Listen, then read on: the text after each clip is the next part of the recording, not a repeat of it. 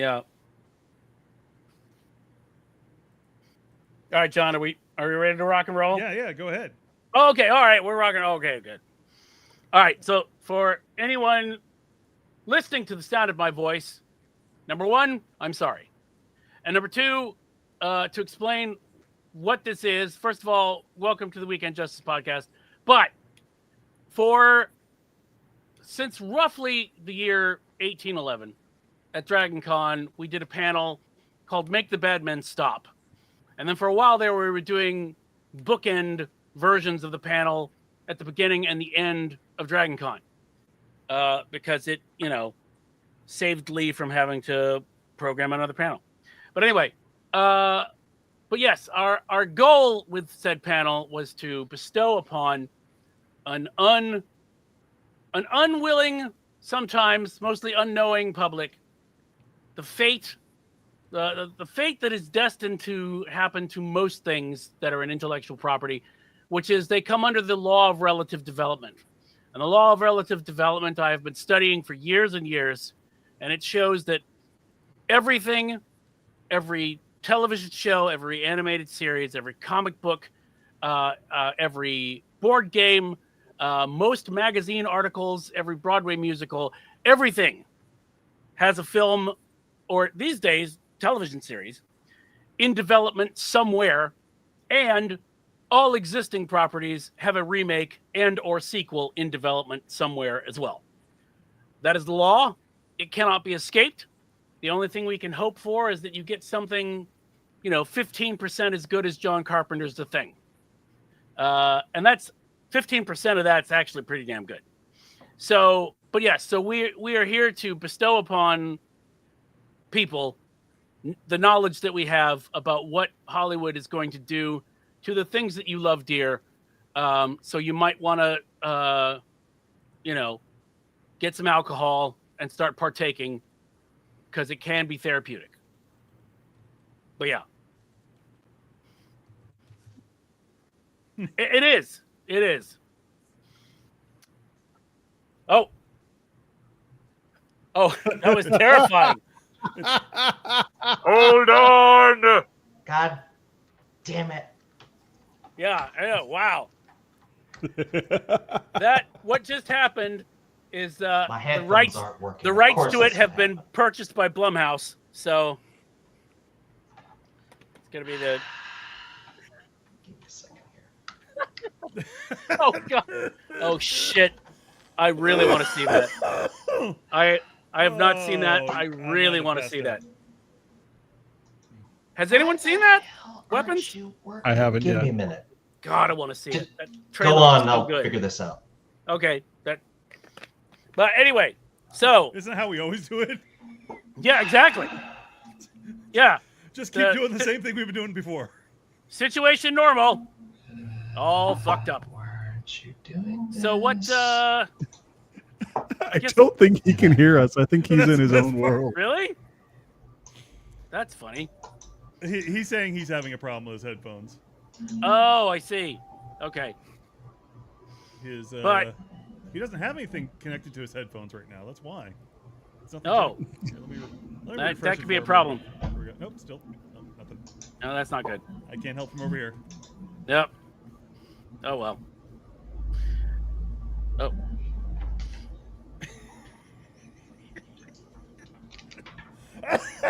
But then I won't know when he's back. I did mute him though. Oh, I'm passing out again. Oh. Don't do that. When the blood stops running to your brain, that's not good, right? No, that's bad. If the antifreeze starts running to your brain, that's when you got a real problem. I should get that checked, I guess. Probably. And if Scott's if gone it's away. window cleaner, then you have an old Steve Martin movie. Very nice. So should we This thermos over here? Anyone want it? start with the elephant in the room, so to speak, with Marvel and DC? Granted, of course, I have not seen jack shit. Well, they haven't So- released it yet. It was pushed back to 2028. No, that's Blade. You're thinking of Blade. That's oh Lord. It's the I did sequel to see- Jack Skeleton. Wow. I That did crossed see, over with Schitt's Creek. I did see something.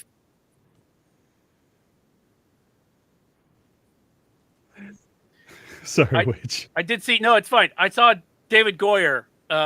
Somebody asked him about because he did the first Blade, and I think he wrote on all three and wound up directing the third one. But I don't think that was his fault entirely. But said, so what is the Marvel's deal? They can't seem to get the project together. They're running into problems. What do you think? What he said? Would you step in if they asked you to? He said. I mean, yeah. It's like Blade really isn't that difficult a story. It's if you're having trouble cracking it, then something's seriously wrong.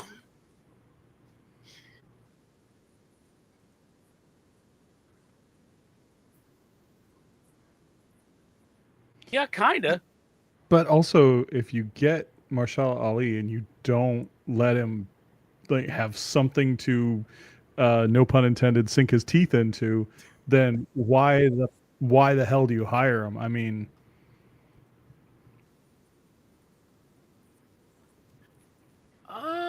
I would think so. Yeah.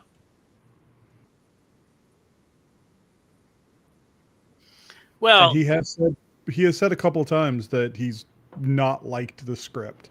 okay. That was part of it. Well,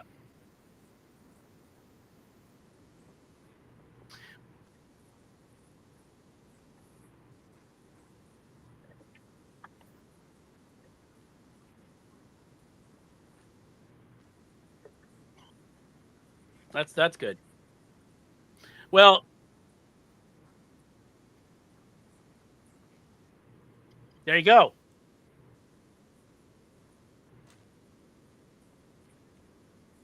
This is true. This is very true. But I was going to say, we mentioned it before, talking about him getting script approval, is that the day after he got his second Oscar is when he called for a meeting with Marvel. So, and I love the fact that it wasn't the first Oscar. He said, no, I need two. Then I can go talk to them. I appreciate that. I like people with goals. But, yeah, absolutely. And I will say also in the Marvel arena that I am not unconvinced about my Robert Downey Jr. theory. I think it could still be true. Which theory is that, Widge? That is the theory that he is not actually playing Victor Von Doom.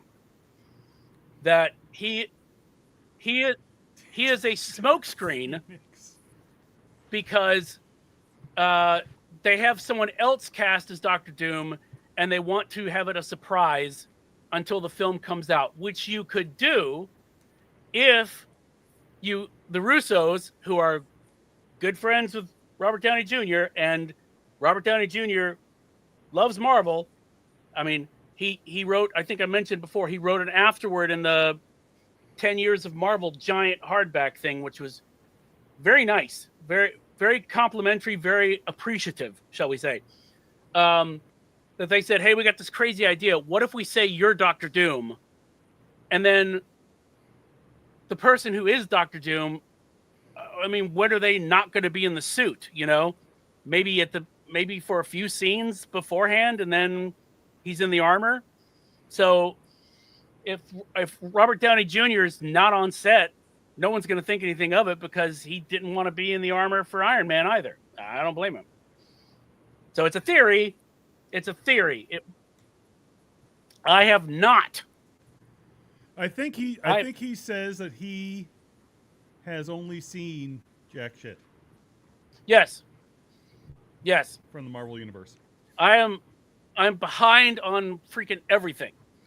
And I really want to catch up, if for no other reason than they posted on YouTube a video of like a 12-minute video call with Robert Downey Jr. and the actress who's Ironheart.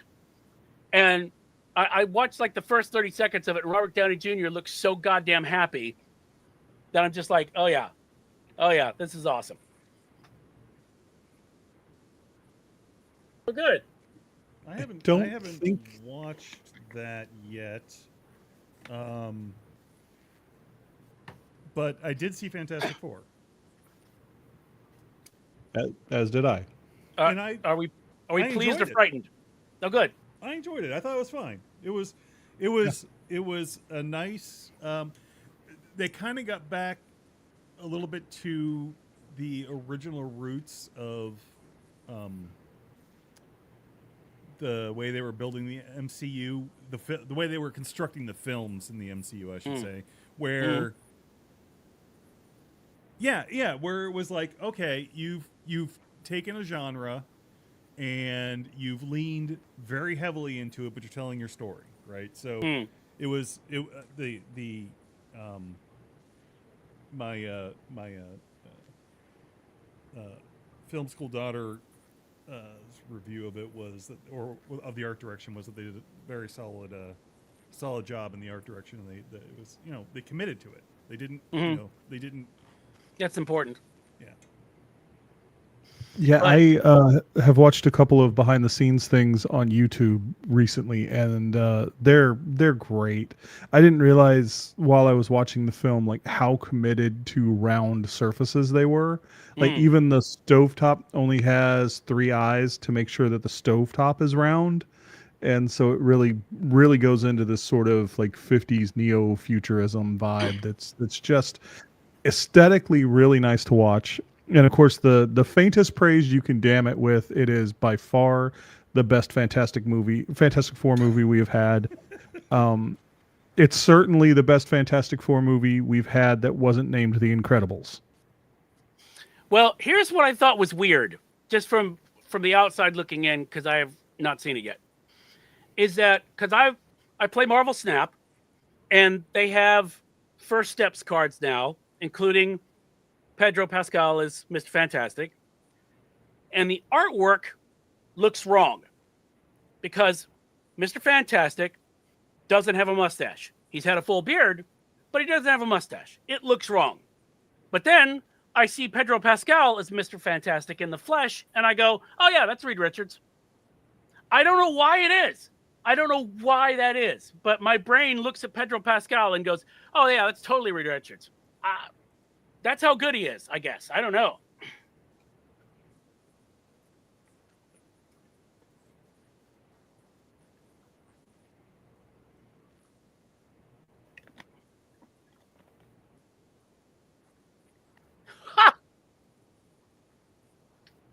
That's true. That's true.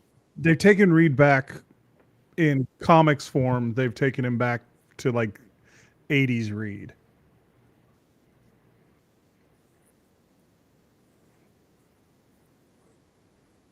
Oh, I could just take my headphones off for a minute. Just wave. Just wave when you're done. What, you're done? Just wanted to see if it worked. Just wants to watch the world burn. I can't hear shit.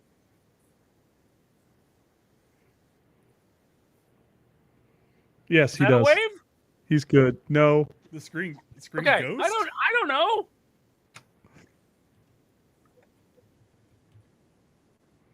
Yeah, that was so awesome. Oh my god, that was awesome.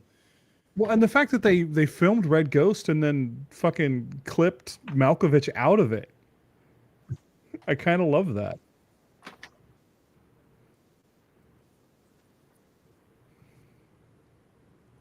By the way, I love the Gotchaman. Is that wallpaper behind you on the computer? I just recently bought.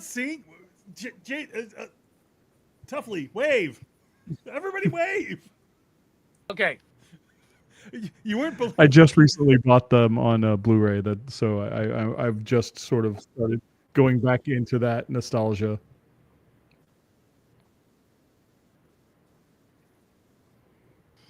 Yeah, I have to say, the other thing I want to say is that The Thing is the first thing, the live action thing, I've seen that's better than the Roger Corman thing. Yes. Because like, Oh, well, he's back. like what was it? The first time where it was Michael Chiklis in an Yeah, outfit. that wasn't good. That wasn't It good. just looked like Chiklis had dry skin. Yeah. That was terrible. And then the second attempt, I don't even remember that much about it. But then, so it's like, I kept going back and looking at Roger Corman's thing and going, cool. But anyway, so I just want to put out into the world again my proposal that I think is such a good idea. If Marvel were to do this, this is how much it means to me. I would forgive them for Doctor Strange 2, aka Multiverse of Meh.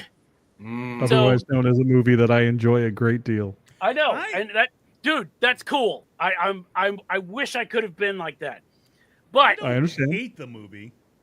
well, I Okay. urge it. I said, What's I don't. the proposal? What's that? What's the proposal? Oh, well, I just It's a said movie starring Bullock, I think. But Sandra Bullock. I just want to say, apart from JJ, if you don't have to share my opinion about the film, I urge you to watch the film, do the research on your own, and reach the same conclusions by yourself. Anyway, John Krasinski Thank you. does not deserve to have that his one shot at Reed Richards. Oh, that's true.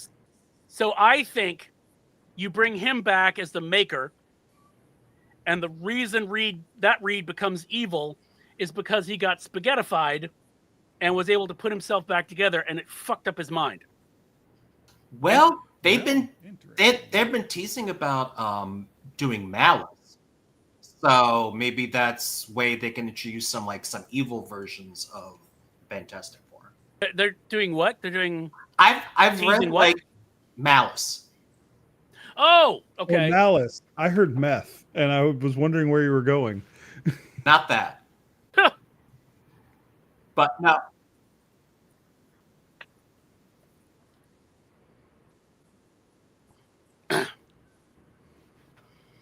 Oh. Yeah,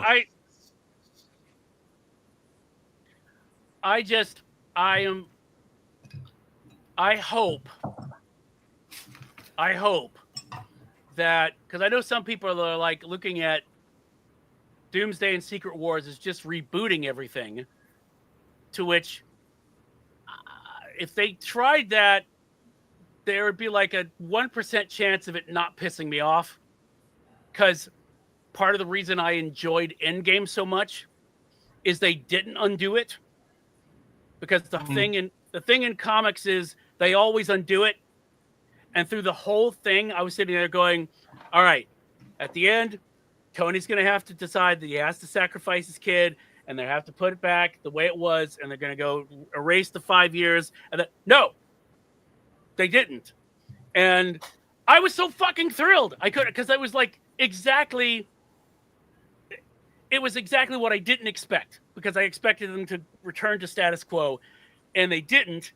And not only did they not, but they created this thing that basically had to be answered for everything about the whole blip, which I really fucking enjoyed.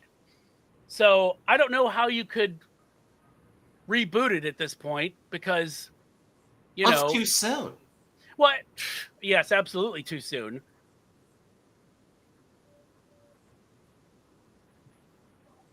Okay, Well, that's because they sucked. Yeah, I mean, there is that. That's the problem. No one cared. I No, think That's why no that, one like, followed. I think by rebooting, I think that they're using the language rebooting, but rebuting. Excuse me. I think they're using the language rebooting. But Rebuking. I think what they're actually trying to do is give themselves an out to recast, and I think that's different. And I don't think there's, and personally, I don't think there's anything wrong with recasting. I mean, not only is that something that would happen in a long running thing anyway. But in the comic terms, it's kind of like a new artist coming on. And they've done it. God knows. They've done it in the MCU. They recast Ross. They recast. Yeah. I'm blanking. Banner. Rhodey. Yeah, Banner. Yeah. Yeah. So it's not unprecedented that they can put in a new actor. Well, but I think it's fine to put in a new actor. It's just like if you're trying to get Steve Rogers back. Yeah, no. I don't want that because I love the fact that actors wanting to go and do other things means that they're going to have to, hand off the mantle to someone else. Because I think,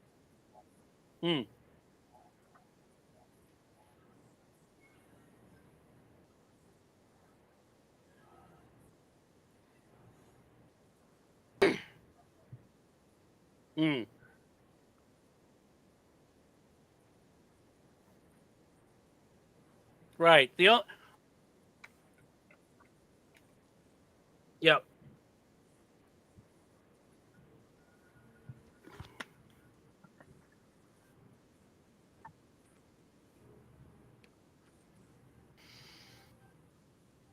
Yeah.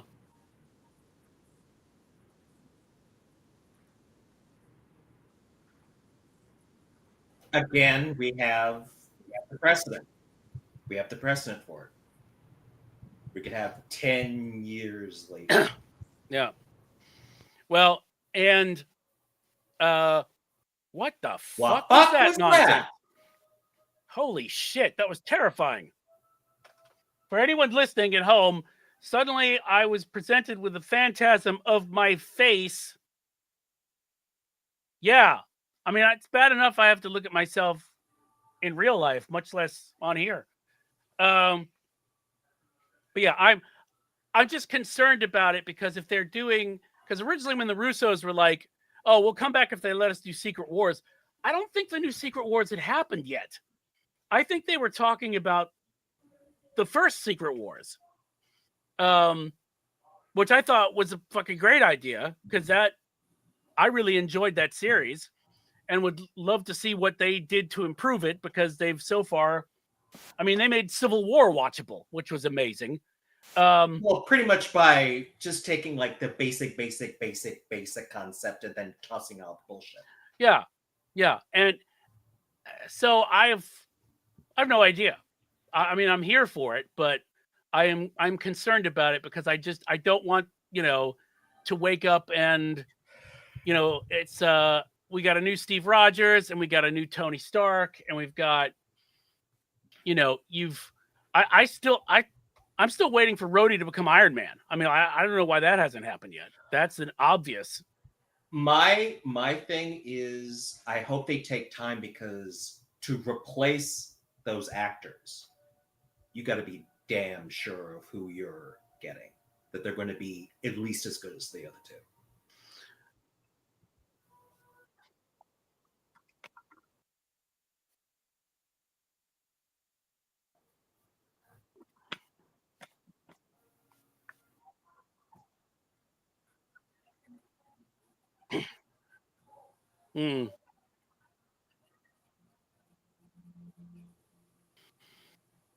Yeah.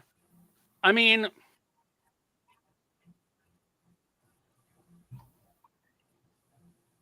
and then the question becomes, I mean, what do you do with the X-Men? This is because I wish that they had done like the original 5 X-Men and built from there for Fox.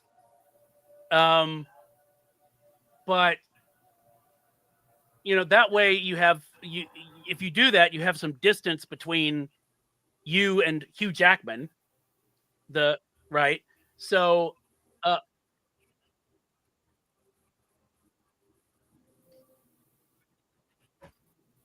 well, but I mean, you can. You know what? I would prefer that than Robert Downey Jr.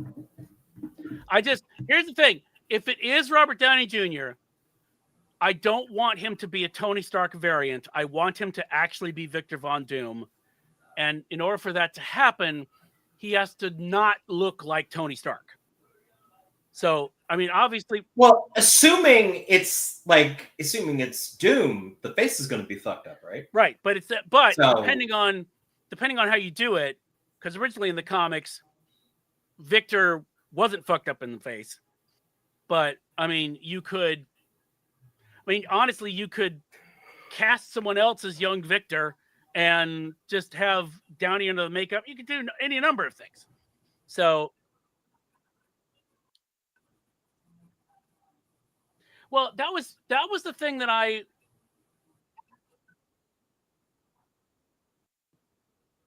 yeah, because he did say in interviews that Nolan basically kind of made him strip his craft down and build it back up again, and he feels like he has a much broader range than before. So in that way, I would love to see what he would do with something like Doom, because Doom done properly is absolutely not Robert Downey Jr., you know? So I don't know.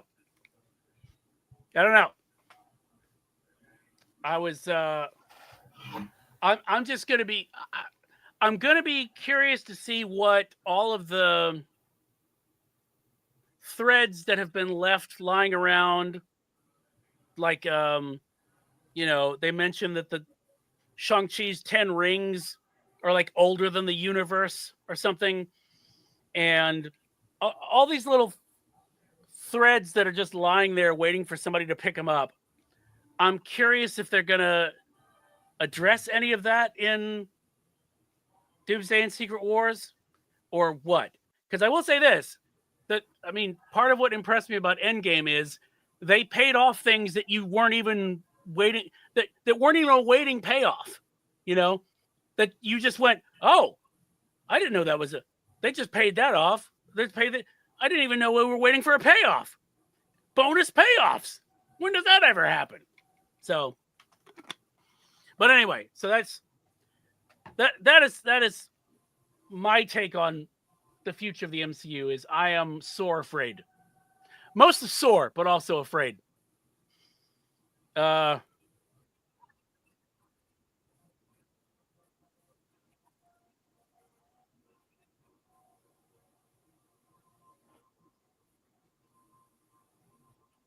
Really?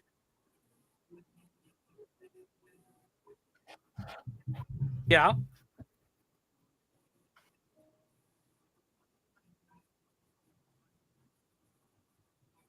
Really? Yeah, Disney's been very disappointed with the results of that on Disney Plus, which is why they're killing Star Wars live action stories as well. They're kind of finishing up what they already had scheduled, but it sounds like all that's coming to an end.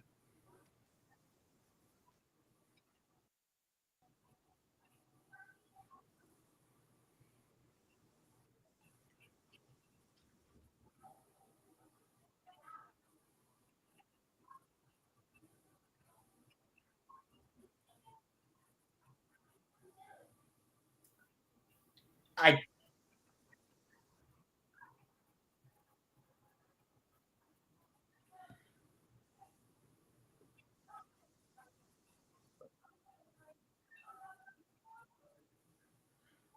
but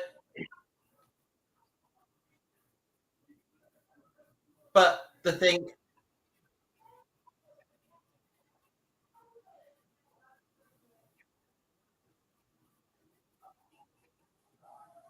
what does Disney have besides, in terms of new content, besides Star Wars and Marvel? Well,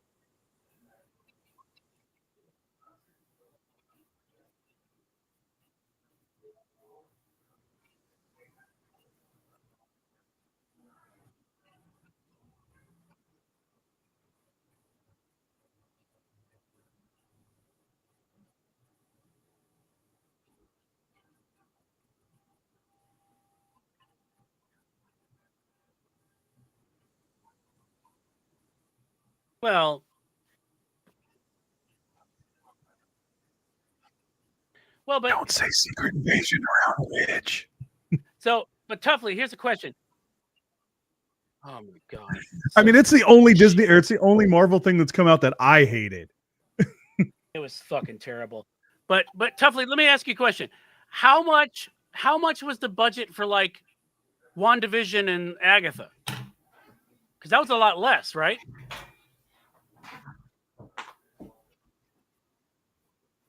Mm. Mm. Okay.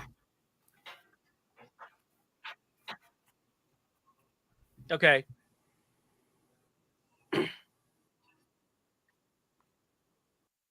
Okay.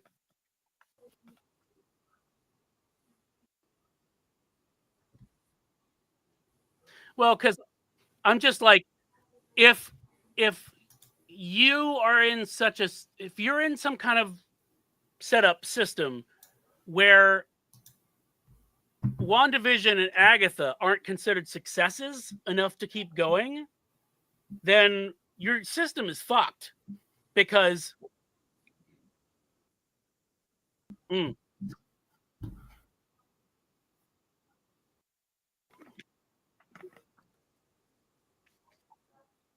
mm. Well, and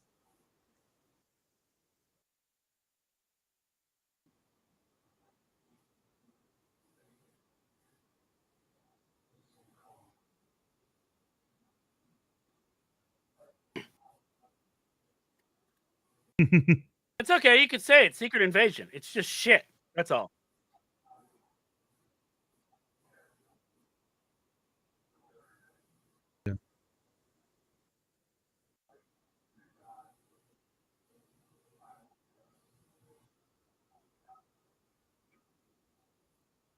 Mm. well, and what we're sorry, and what we're finding out with streaming more and more is that the only way to bring money in on a stream, well, there are two ways to bring money on a streamer. There are to keep your audience and to bring new people in. Oh. And when you've reached the saturation of what Marvel, Disney movies, and Star Wars are going to bring in as subscribers, then it's a matter of keeping them. And it's cheaper for them to have, say, a mid hit like Thunderbolts than that people are going to keep their subscription to be able to rewatch Thunderbolts, whereas they can save money doing it that way than giving us another season of Agatha all along. Now, the sad thing there is it's not paying attention to what the story needs to be told in storytelling terms. Something like WandaVision or Agatha all along squished down to an hour and a half would be bare bones, whereas we got in both cases we got like 10 hours worth of storytelling, so they were able to unfold it at a much better pace. But it's they found cheaper ways to keep us around, and they can't seem to throw money at it. I mean, if Andor, which is the one, which is the Disney Plus series that's, was the one that was supposed to get them awards and everything, and that can't get them attention, then what hope do we have to have these little weird, quirky, little Marvel shows that are not just not bringing in new people in big numbers or awards?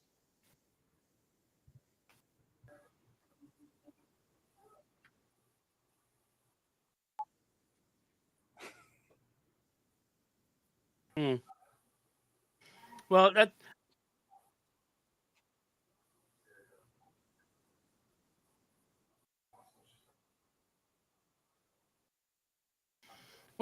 yeah, and part of the thing too is you talk about live action series. I mean, if they bring in people to do voices like they did for What If and everything else, then I think that actually that is, to me, that's always been a great idea, because then you're not having to create stuff in live action. You can do anything you fucking want in animation, and it would be fine. But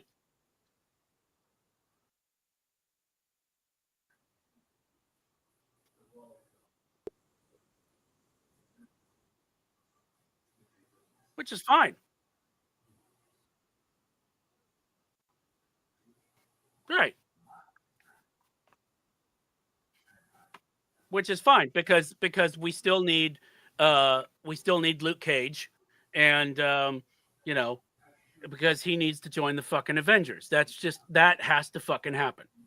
But yeah, so that's my only thing. The one thing I like about sort of transitioning to the DCU, the one thing I like about what James Gunn has said is that he's not doing a fucking thing. He says until the script's done.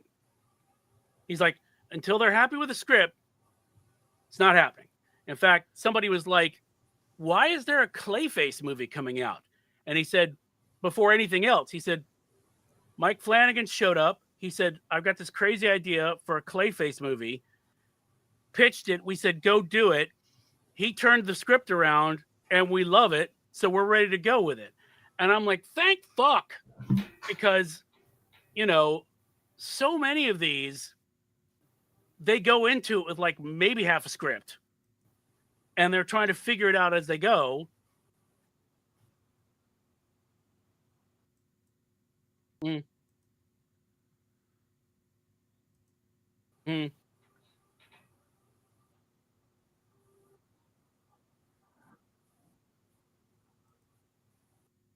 Well,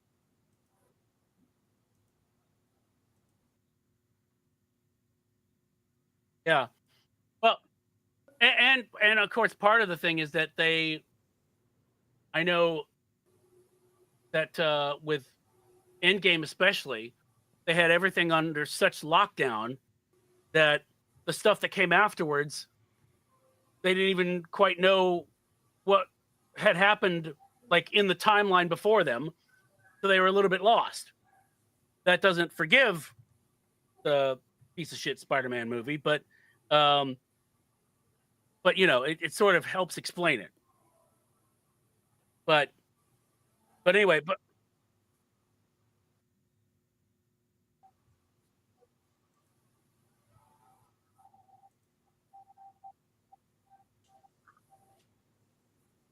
yeah.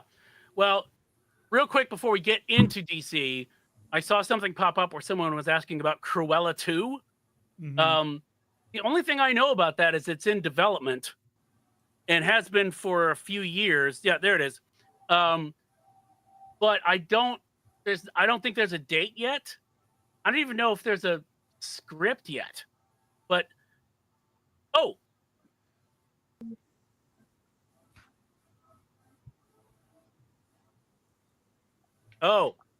yep.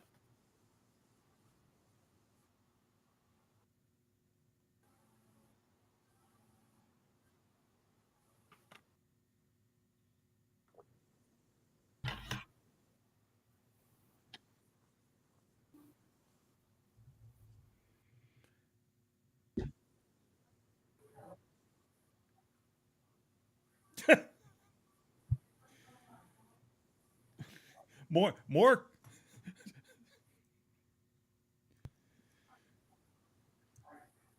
Jungle Cruise 2 Cruise Control. That's what I was thinking. If they called it Cruise Control, I'd be down. Wow.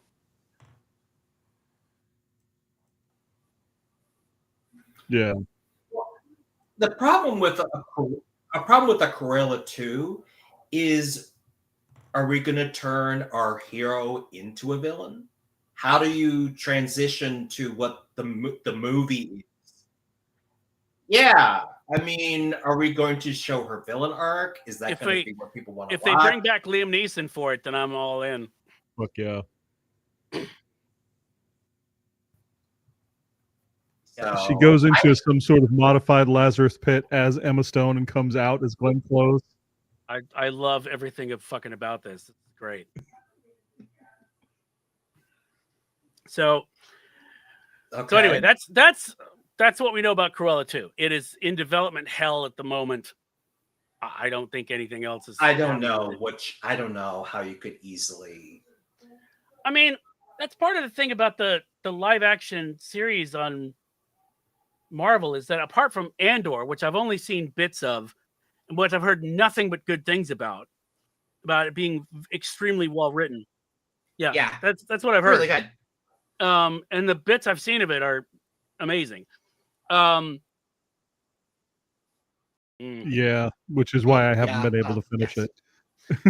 But it's like, I wonder why, because like you could tell it's like Secret Invasion was a piece of shit. It was not written well. I don't know what they were thinking, especially when they spent that much money on it. I mean, somebody was obviously, they needed to do an audit to find out where that money went, because Jesus Christ. But there's a whole lawsuit with Bob Chapek and stuff going around that if any of that sauce comes out, we may figure out the creative accounting on that stuff. Wow. But, okay. Yeah, a lot of this is they're pitting a lot of this on so when Bob Chapek took over from Iger, one of the things they did was reorg the Disney chain so that everything came out of Disney Plus. Movies, TV show production, all of that. So for example, what they did was for let's say a Disney Channel original movie, right? Right. That they only, or better example, Mighty Ducks. When they did the new Mighty Ducks show, they aired the episodes once on the Disney Channel, and the Disney Channel was billed for production. Okay. And then they put it on, and then it was supposed to be on Disney Plus.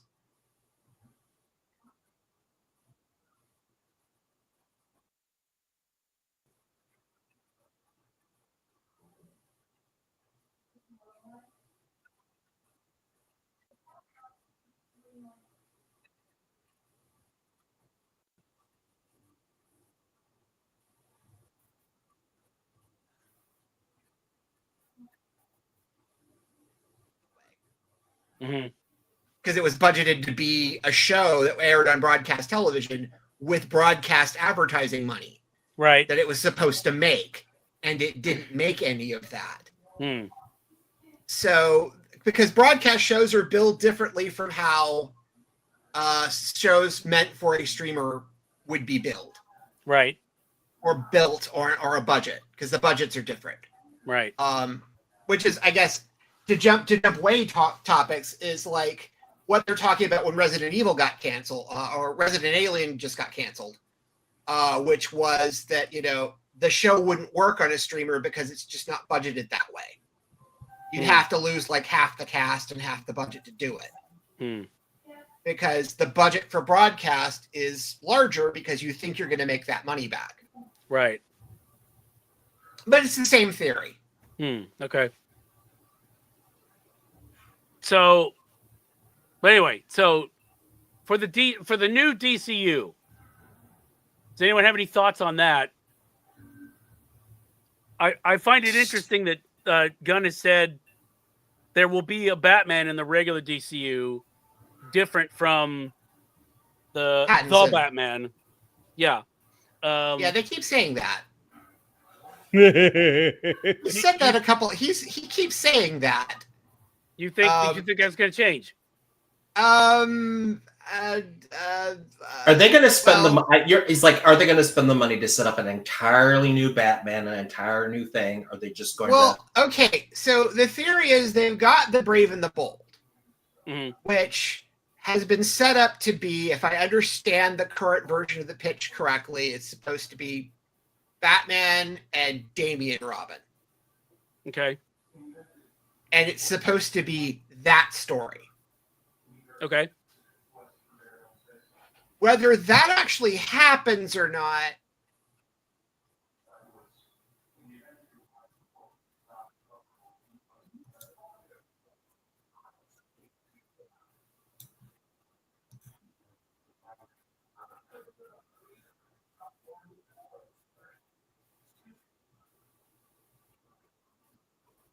they still want to work that out more. Right. Whatever that means. Okay. Meanwhile, the Batman 2, he also stopped talking about because Matt Reeves asked him to stop talking about it. And apparently that script is finally done. So they've they've mentioned, everyone's mentioned the script is finished, and that's the last word anyone has ever said on it. Okay. I think they asked Colin Farrell if he was going to be in it, and he said he didn't know because he hadn't seen the script yet. He thinks he's kind of into, but he doesn't know. So some of the actors have not seen the script yet, but apparently the script is done. Okay. Well, and it's been made pretty clear that Matt Reeves has had some sort of like family crisis or something Yes. going on, that he's like, sorry, this Batman movie might be important to you guys, but I'll get to it when I freaking get to it. Yeah. And so, but I also know, in order to do a Damian, especially if you're doing Damian Wayne as the third Robin, that means you're automatically having a Batman who's what, 20 years older than your Superman, which is, interesting, but it's an odd choice. Well, they've established that Superman is kind of the new kid on the block. There have been superheroes going around for a while. So couldn't they have an older Batman? I mean, anything's possible. Oh Yeah. yeah. But that would be an interesting take on it, because I would at they've least say usually that, been the same age relatively in like comics and stuff. well, I will say that if it's Damian, who is, as again, I'm not entirely familiar with the character. I've read not the Batman books, but Batman adjacent books in which he's played a part. But he's like assassin trained or something crazy like that, and he's so I'm like, if he's tiny assassin who's actually Bruce's son, that makes a lot more sense than I'm going to adopt this kid and then put him in a costume and then put him in lots of danger. Even if he is, like in the case of Dick Grayson, tiny trapeze artist or whatever.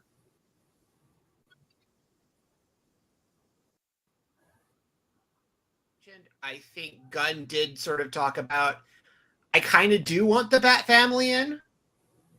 So I kind of do want all those characters in. So yeah, there may be a reference made to there having been previous Robins. So maybe we get that, maybe we don't. But he has, in a previous, when he's previously talked about the subject, he said, I might want to have the Bat family in, but got to get there. So yeah. I mean, to have Damien, though, don't they have to introduce, however you pronounce his name, Ra's al Ghul? Yeah. I would say you have to introduce Ra's al Ghul about as much as you would have to introduce Lex Luthor. I mean, he's just kind of known. If they just were like, hey, this movie's happening and you were raised by Ra's al Ghul, that the audience goes, okay. Yeah. And I mean, and also another opportunity for Liam Neeson. Yeah. Ooh. And Glenn Close, fuck it. Yes. She just comes crawling out as Cruella de Vil in every movie. Good Lord. I will say though, it would be kind of cool if it was like Ra's al Ghul was a presence that didn't show up until later. Or you just hear his voice, which again could just be Liam Neeson's voice. Could be anybody's voice. Yeah. Yep. So, no, I don't know. It's interesting. I also, I've yet to see Superman. I did watch Creature Commandos, which I quite enjoyed. Yeah. That was fun. Mostly because of David Harbour being insane. Couldn't tell you the implications of any of it because I don't know DC that well, but God, that was fun. It's fun to watch. Yeah, it was fun. So I'm curious to see, because I would love to see a second season of that, but also if they are going to. I think that's already been worked on and is coming out soon. That's cool. But yeah, so I would love to see some more of that. But yeah, it's very early. There's still plenty of time to cast the Zack Snyder Justice League as the crime syndicate. I'm just saying that would be fucking perfect. Anyway. It would. I doubt there's some cast members I don't think would be happy with that. I think you could get Cavill pretty easy though. Yeah, I think you could. I think you could. Affleck, not And so a much. quick non spoilery review on Superman, by the way, is Yeah. because this is just a fun sentence to get to throw out there. I was talking to my therapist about what would make a good Superman movie, and I was like, all I want from a Superman movie is to know that if I was a little kid, I'd come out of the movie theater and would want to tie a red towel around my neck and run around the house. That's good. This is that Superman movie. That's good.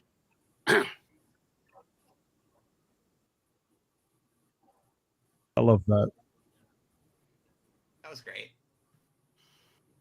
I just love the video that James Gunn's dog, who was the model for Crypto, whenever sees Crypto on the screen, wants to kill it.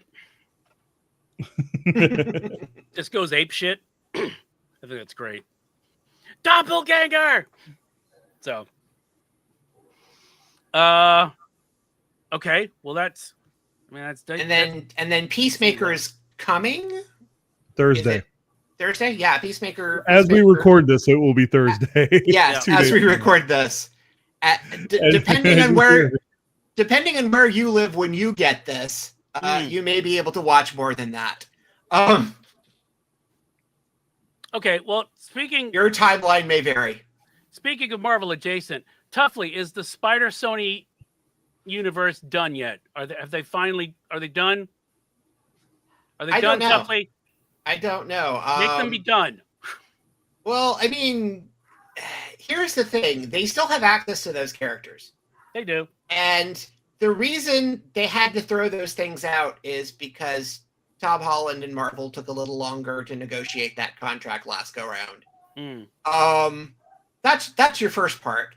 Okay. The second part is the Spider-Verse movies. They're part of the reason you're getting Brand New Day next year is because the Spider-Verse movie got delayed and they had to push that up. Okay. So that got pushed up. That wasn't supposed to happen yet, but that got pushed up. So yeah, I saw production started on that just like a few days ago. Yeah. So Sony is keeping their clock wheel going. So some of the moves they make is for part of the reason they do is so they keep that. So that's I think maybe they've gotten smarter about it. Really? Maybe. I don't know of anything other than the Spider-Verse movies, Spider-Verse related things, and like the 2 other Holland Spider-Man films that are going to happen after this one. I don't know what else they have in the pipe, but I think there may actually be Spider-Verse spinoffs. So that could be it. Well, we've got Spider-Man Noir coming. Yeah. Yeah. Which that actually I'm okay with because, it's going to be Cage and Playing Cage in a Spidey suit. Yeah. That's one of my favorite stories ever is the directors of Spider-Verse trying to figure out how to tell him that they wanted him to crank it up. And he just said, so you're saying you want the full Cage? And they were like, yeah, that's exactly what we want. That's okay. I love it. But yeah, I don't think you're going to get does this mean you're never seeing another Madam Web? I don't know. It depends on how movie. It depends on how desperate they get and where something else is in the production cycle. Because again, Tom signed up for this one, Brand New Day, and 2 more live action films. Right. And then they've got the associated Spider-Verse stuff. So if they can keep those out in a cadence and people still care about those things, then they don't have to resort to doing the other things. Right. I mean, I think since they're filming Brand New Day now, I'm assuming that means that Tom Holland's probably not in Doomsday, which I do think that if you do actually have Robert Downey Jr. playing Doom and not having Spider-Man, Tom Holland's ability to act hurt so beautifully.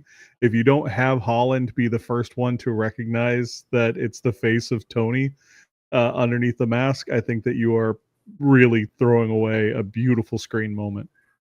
I mean, he could still be in it.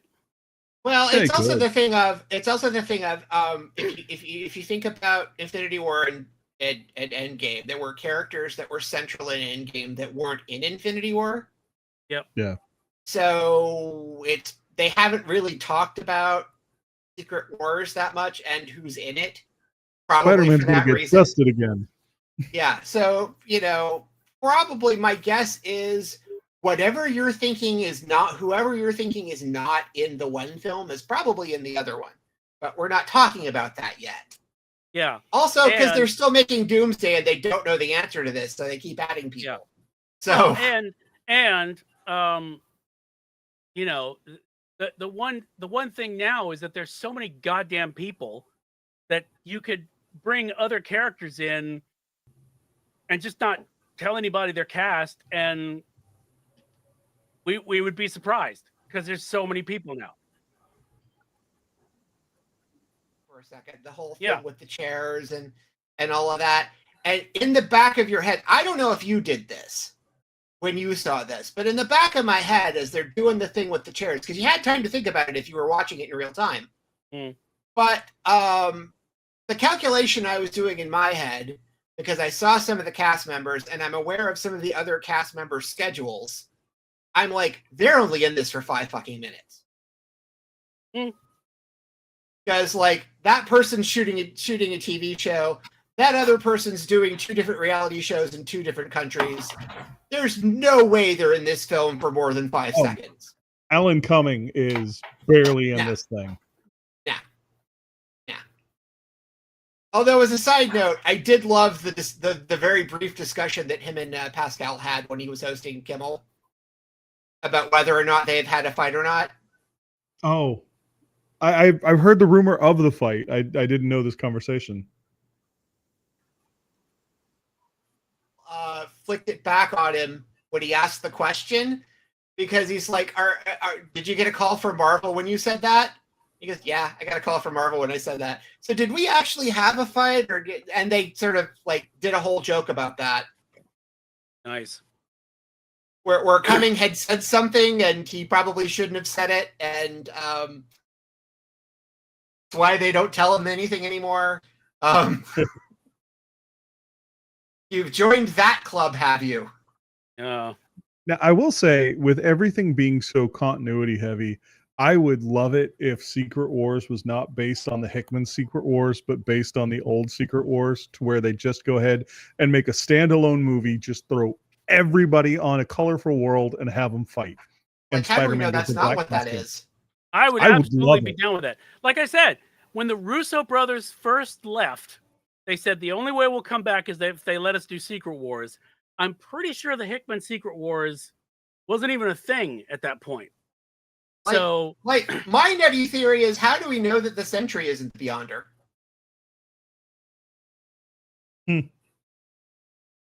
Because for those of you who saw Thunderbolts, the way they set that up could clearly possibly be a Beyonder setup.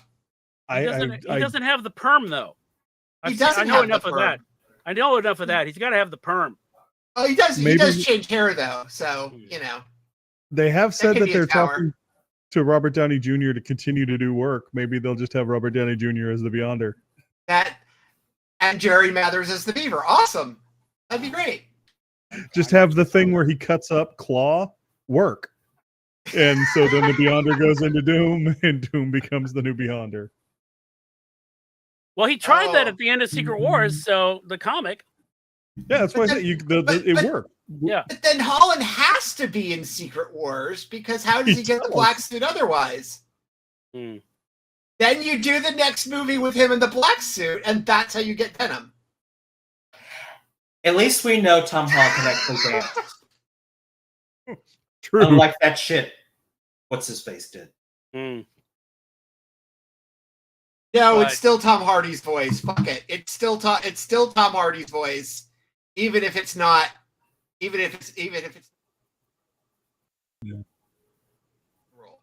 So I have this habit now of watching like the shittiest movies possible on a plane, because I'm like, well, I'll watch them, especially if they're like Sony versus Spider-Man movie, movies, because I Yeah. know I won't watch them in real life. But if I'm on a plane, I'm like, well, I'm half-ass curious because I have a history with the characters, and but I don't really want to watch them. It's how I watched Madam Web, and Oh, it God. was for a plane. It was hilarious, but it was a bad movie. But it's also how I have managed to see the first Venom and the third Venom, but didn't watch the second Venom. The third one is deliriously. It's like you took Mad Libs and threw them in a blender, Mhm. and then put like the worst You have an actor like Chiwetel Ejiofor giving the stereotypical army man dialogue, like, we have to gather all the forces together and all of that. You just waste his ability, his Oscar-winning abilities, to have the stereotypical role. It was, I don't know. I found it to be a bizarre, funny acid trip of a movie that I didn't hate, but I certainly didn't like. If I'm not mistaken, going back to what we were talking about Blade, if I'm not mistaken, I believe Tom Hardy and his manager have credits on the screenplay. Okay. So And I will say about Venom, I think Kim put this best when she talked about it, and I think she may have done it on this program when she was on it. That the secret to Venom is if you understand that it's actually a film about Tom Hardy's love affair with himself. And that explains everything. JJ, my theory is that you are watching these films on a plane out of feeling like that you need to do some sort of penance for the environmental damage of traveling via plane. So Anyway, No, I think it's because I have been a comic book fan for long enough and have had a generous enough lifespan that I remember when all comic book movies were Madam Web, and so I still have this At morbid best. curiosity At best. to watch. Yeah, so I still have this morbid curiosity to like just to poke the corpse with a stick and Yep. see if it moves. Oh, And yeah. so it's a part of my brain that I can't cut off, but I'm like, well, if I'm on a plane, I'm like, well, I'm here anyway. Yeah. Madam Web reminded me of like the old CBS late night movie. Wow. Like they just throw any shit on for like 2 hours because they just didn't have anything else, which they may be going back to be honest. But I mean, Madam Web was better than the Peter Hooten Doctor Strange movie. From Yeah, like, see, that's what I'm saying.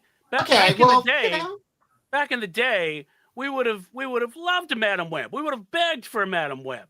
oh You yeah, know? That's why I think it's very important.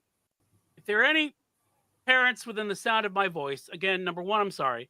Number two, I really think it's important that you show your kids like the Captain America movie. Like you show them like the Trial of the Incredible Hulk, so they can see Daredevil and like Thor, what they were. we've been eating good at this buffet for 20 years. I know Yeah. but I'm like they will so appreciate. Number one, they will appreciate what they've been given so much more, I think. And number two, they will understand why you're so fucked up in the head a bit more. back in the day, I thought John Rhys Davies as the Kingpin was like the epitome of cool. I thought we would never see a Kingpin that cool again. Like this is the really good, like in terms of buffets, this is like the really good Brazilian steakhouse versus Yeah. Golden Absolutely. Corral. versus Golden Corral, Corral. Yeah. Yeah.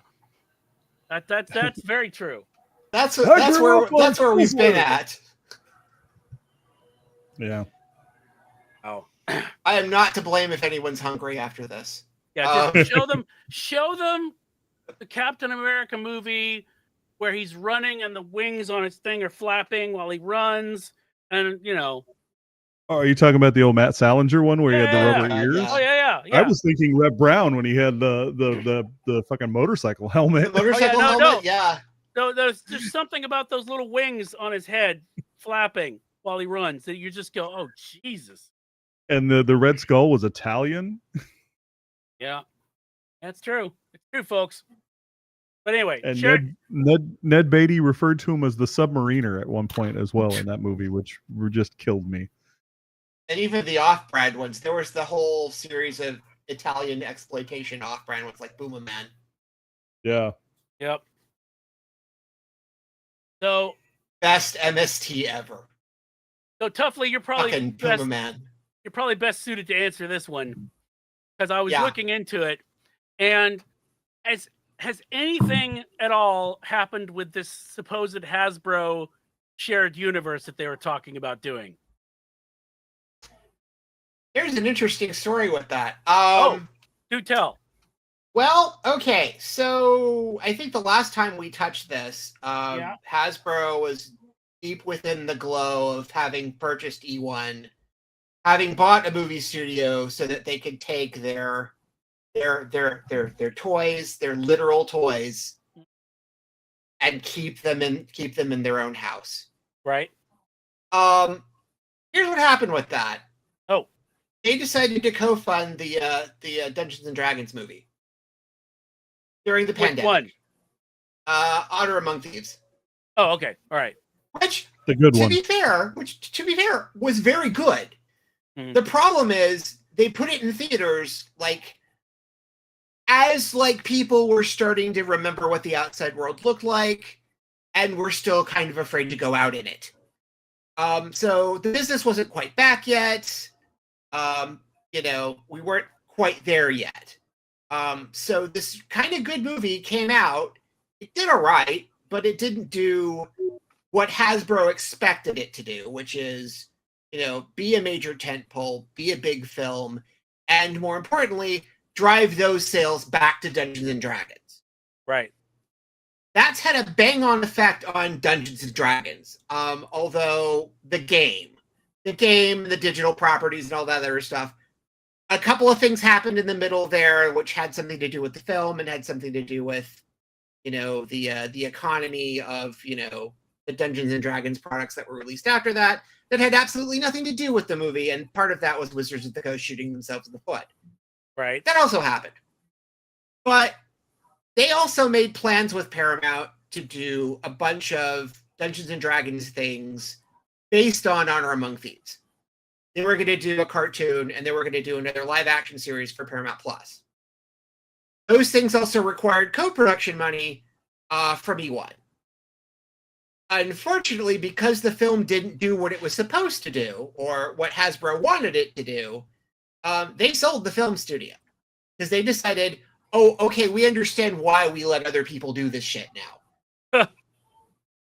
So they sold the film studio, and I think part of the thing was, too, they were expecting to get the rights back to Transformers at some point, which they still don't have. I assume that's a thing where, similar to what we've talked about before, where if Michael Bay keeps cranking them out, he has them? He has the rights? Well, if I understand it correctly, that's a question for Paramount's new management, because I think Bay pitched a new Transformers, and they turned him down. So... So I don't know if that's because, he's too expensive or Paramount thought that was too expensive. Although, as a side note, if you've been looking at any of the deals Paramount's been doing in the last 2 weeks after the new ownership took over, you would swear they have money, and they don't. That's just, can I just say that the South Park thing is so fucking funny. I cannot even deal with how fucking funny that is. How much would you like? I know you're terrible at math. I'm terrible at math. But if you take the $1.5 billion they've collectively given Trey and Matt, Yep. And even if you don't count the back catalog, if you only divide that by the 50 episodes they're contracted to make in the next 5 years, if you do a per episode on that, 1.5 billion by 50 episodes. I don't know if I would have paid that much per episode for South Park. I don't know if South Park's worth somewhere in the neighborhood of $30 million an episode. I don't know if I'd pay that. I'm not sure if they're ever going to make that money back. They probably won't. I was wondering about that. I mean, what I don't understand. Is it like making money? The first thing is, I guess South Park makes money for somebody. And the merchandising is still a thing, and they make enough off of it. Yeah. I think the other thing is, and you know, the larger conversation about the streaming economy and television. One of the things that kind of hurt Paramount in the last couple of years, they had a little show called Yellowstone, and they sold the digital rights to that show to somebody else. They sold that to Peacock. So, like, the whole time they had Yellowstone, the whole time the Yellowstone phenomenon was happening, Peacock got to make all the money from that because they had the rights to those episodes. And John is really enjoying me saying Peacock a lot. I just noticed that. But so I think part of it is Paramount's so afraid they're going to lose something else, like they lost that show, that they did not want Trey and Matt going somewhere else. They didn't want even a piece of that going somewhere else. And that's probably why they overpaid for that. Now, why they're giving UFC $8 billion? Who the hell knows? Wow, I didn't even know about that deal. Yeah, they're giving UFC's jumping. I think the UFC exclusive stuff is jumping from like ESPN to like to Paramount and CBS over the next couple of years. I think that's happening. Some of that may include some UFC cards on broadcast, which God was their goal. God, was it ever UFC's goal to get on broadcast? And Disney owned ABC was never going to let that happen. So they've achieved that. They're going to achieve that apparently. And that's the thing. By the way, and Rob and I had a panel at DragonCon a couple of years ago that was not this under this series, but was kind of this, where we had talked about, or where I had mentioned, like, okay, if you want to know what's going to happen and how much money your favorite shows are going to get in the future, you might want to start paying more attention to like these sports deals, because that's where the money's going to go. And you know, so far that's where the money's going. I mean, we're talking Apple's going to give F1 $150 billion for the U.S. rights to carry Sky TV's coverage of F1 races. I mean, that's going to happen. You've got several different media entities throwing money at the NBA, way more money at the NBA. You've got the NFL deals coming. So if you want to know, like off the top, if your favorite show gets canned because it costs too much, they're going to have to give a couple of extra $1 billion to the NFL. That's why. That's what's going to happen. But that's the environment. That's what this is going to be. But that's just a curious thing that popped up for all of that. Huh. See, the thing that it's all connected in a horrible Marvel non-universe way. Well, the thing that kills me is that you have so much of the industry seem to pretend like you had all these critics and writers who were talking about the box office failure of films when, like, in the middle of the pandemic, and they never put it into the context of, well, this didn't do well because nobody wanted to go to the cinema because they die, you know. Well, they and like I real said, that's films. exactly what happened with the Dungeons and Dragons movie. Yeah. There's a couple of other movies that kind of fell into that. Yeah. I think the only things that have been bulletproof up until Megan 2.0, and I'm not sure how they fucked that up. I'm sure wait, someone did has theories. Did they fuck that up? Oh yeah, it they It's fucked that vague. up. Oh, okay. And Wow. they probably did they break their formula and spending? They threw a lot of money at that, and they really fucked that up. They fucked that up because it's Bloomberg, Blumberg, Blumhouse, yeah, Blumhouse. God, yeah. their big thing was they only spent so much. Bloomberg horror is a completely different kind of horror. Yes. Yeah. It is horrific. We're living though. it today. Yeah. That's the Blumhouse- Berkshire Hathaway horror. Only spent so much. So if something did bomb, it didn't cost them a ton. Yeah. Of money. Oh, you mean they were smart?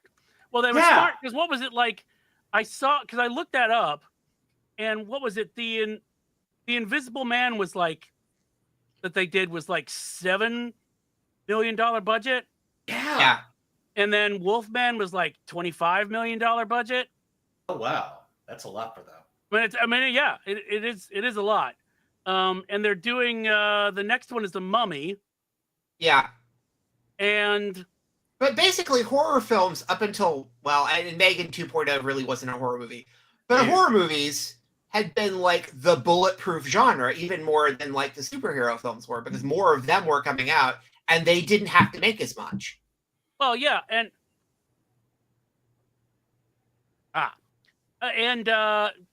so and part of it too was that you back in the day could make a horror movie for next to nothing and then run around selling the international rights to various places. Yeah.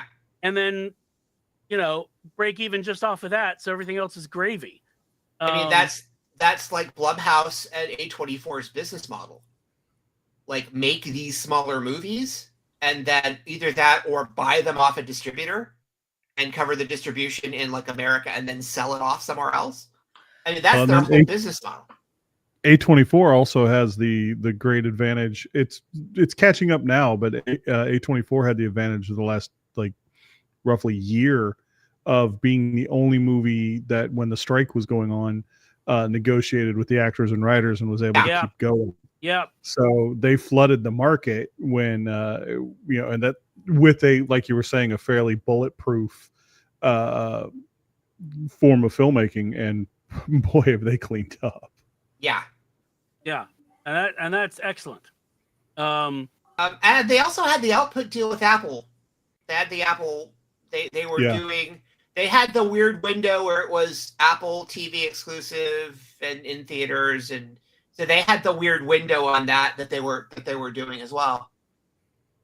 Apple TV, the streaming service that has something on it that you probably should see, but nobody has. Nobody has. Soon to be home to F1. So But okay, like I said, Megan 2.0 was just, I mean, I don't know what they were thinking with that. Well, I mean, I get guy from wanting to Blumhouse- emphasize the sassy bitchiness of it, but they just went, I don't know. so the head of Blumhouse, actually, I think there's a blog post about this that he put out that was like, he raised his hands and that, we fucked up with that. And explained like, he literally said, I think we thoroughly misunderstood the property and what people saw in it and thought we could make this pivot for this movie and go big on it and thought it would pay off, and it didn't.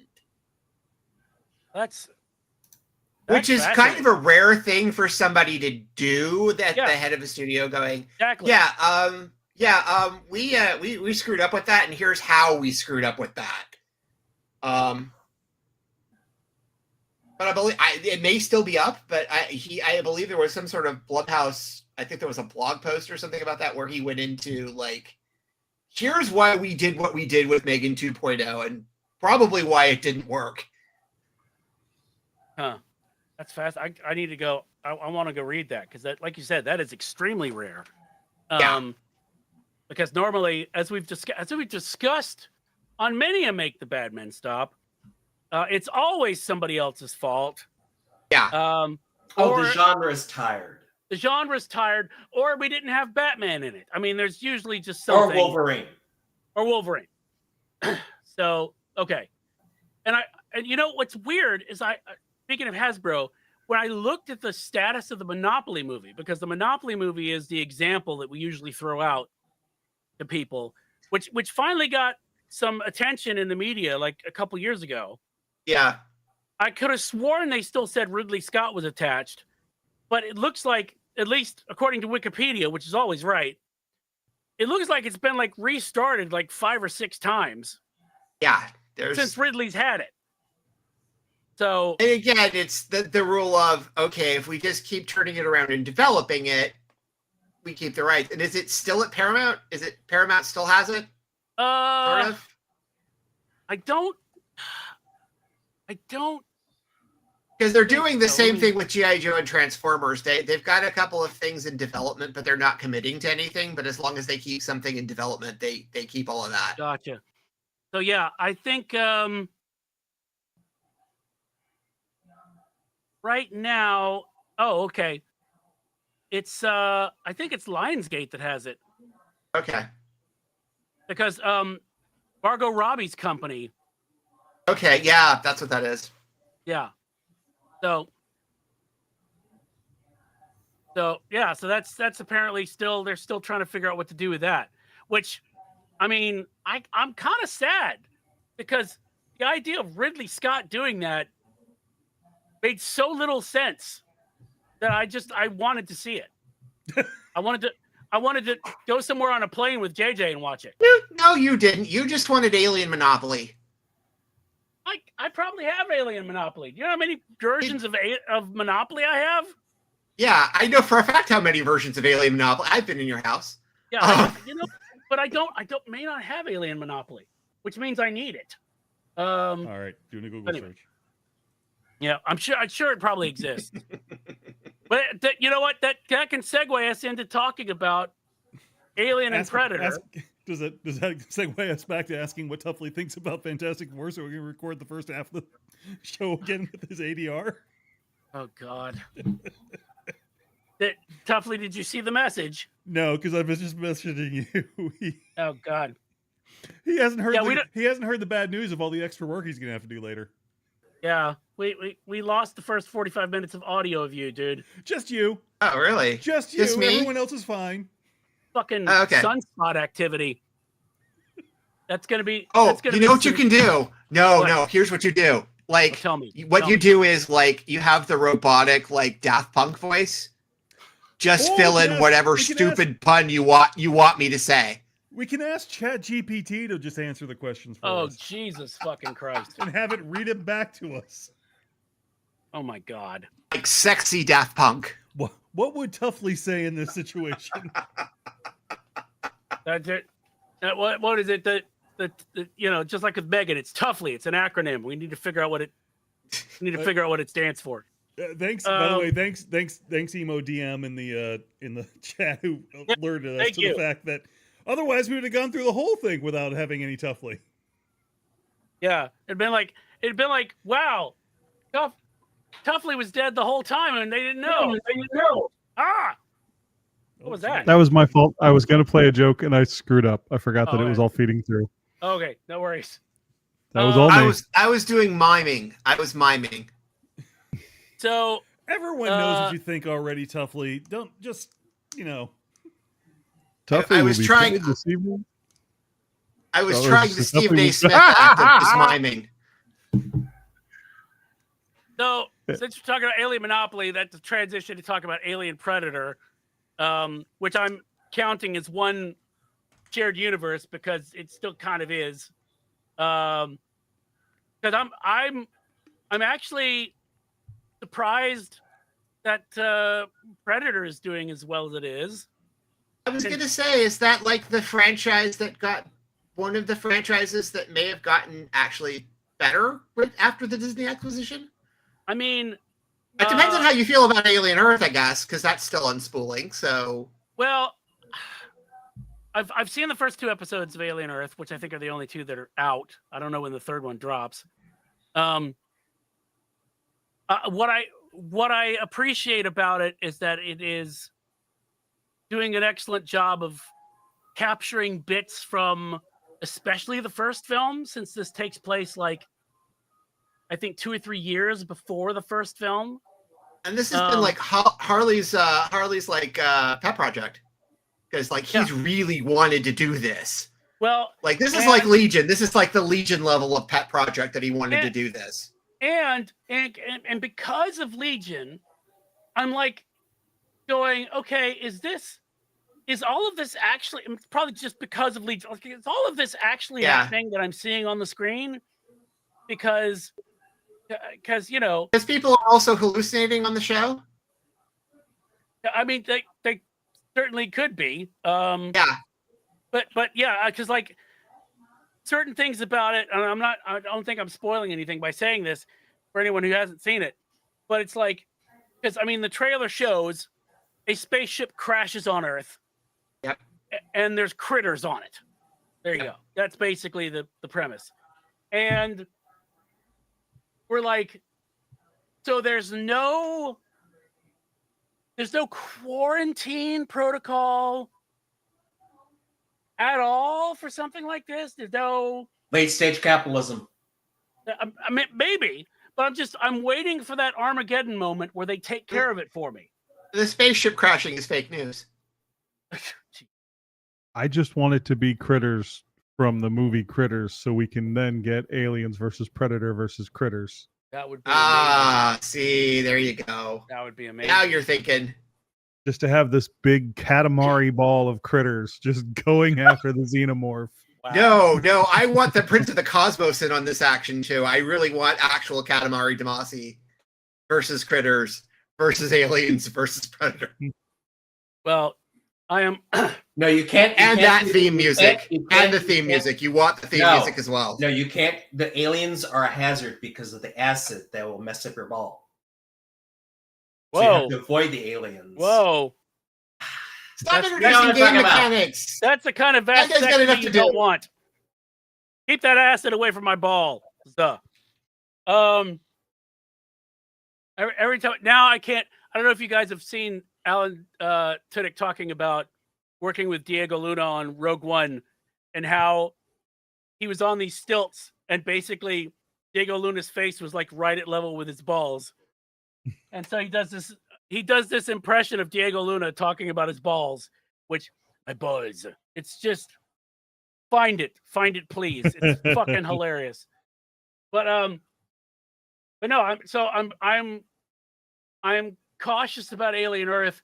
I am interested that they did, Prey and then the animated Predator, which I still need to watch. And Badlands looks good.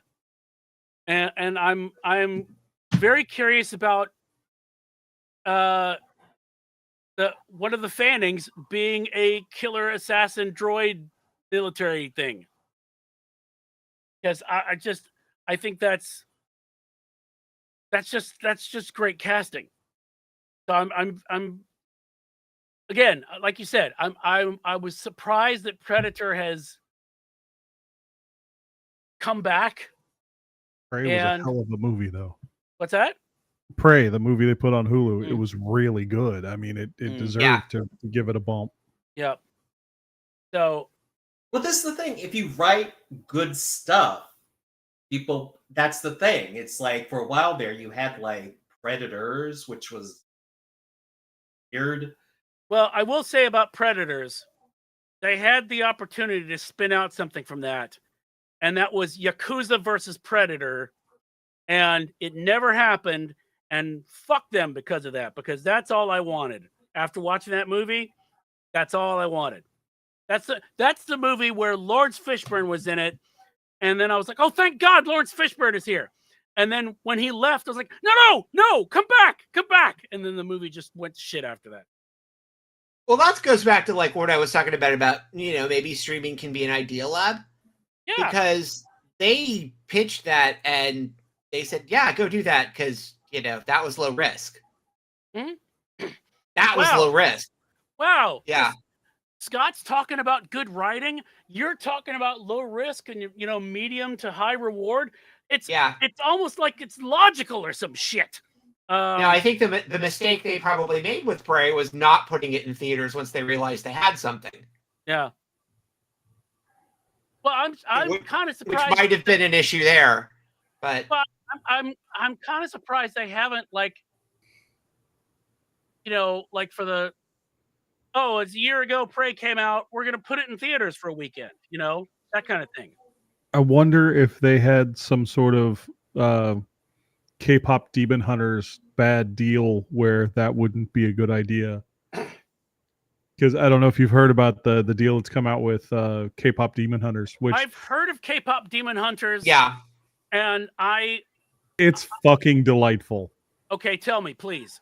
So it's a movie that Sony Animation put out that is it's a riff on the Chosen One kind of thing where these three girls that form a K-pop band use music to form a harmonizing protection spell over the earth to keep demons from coming through.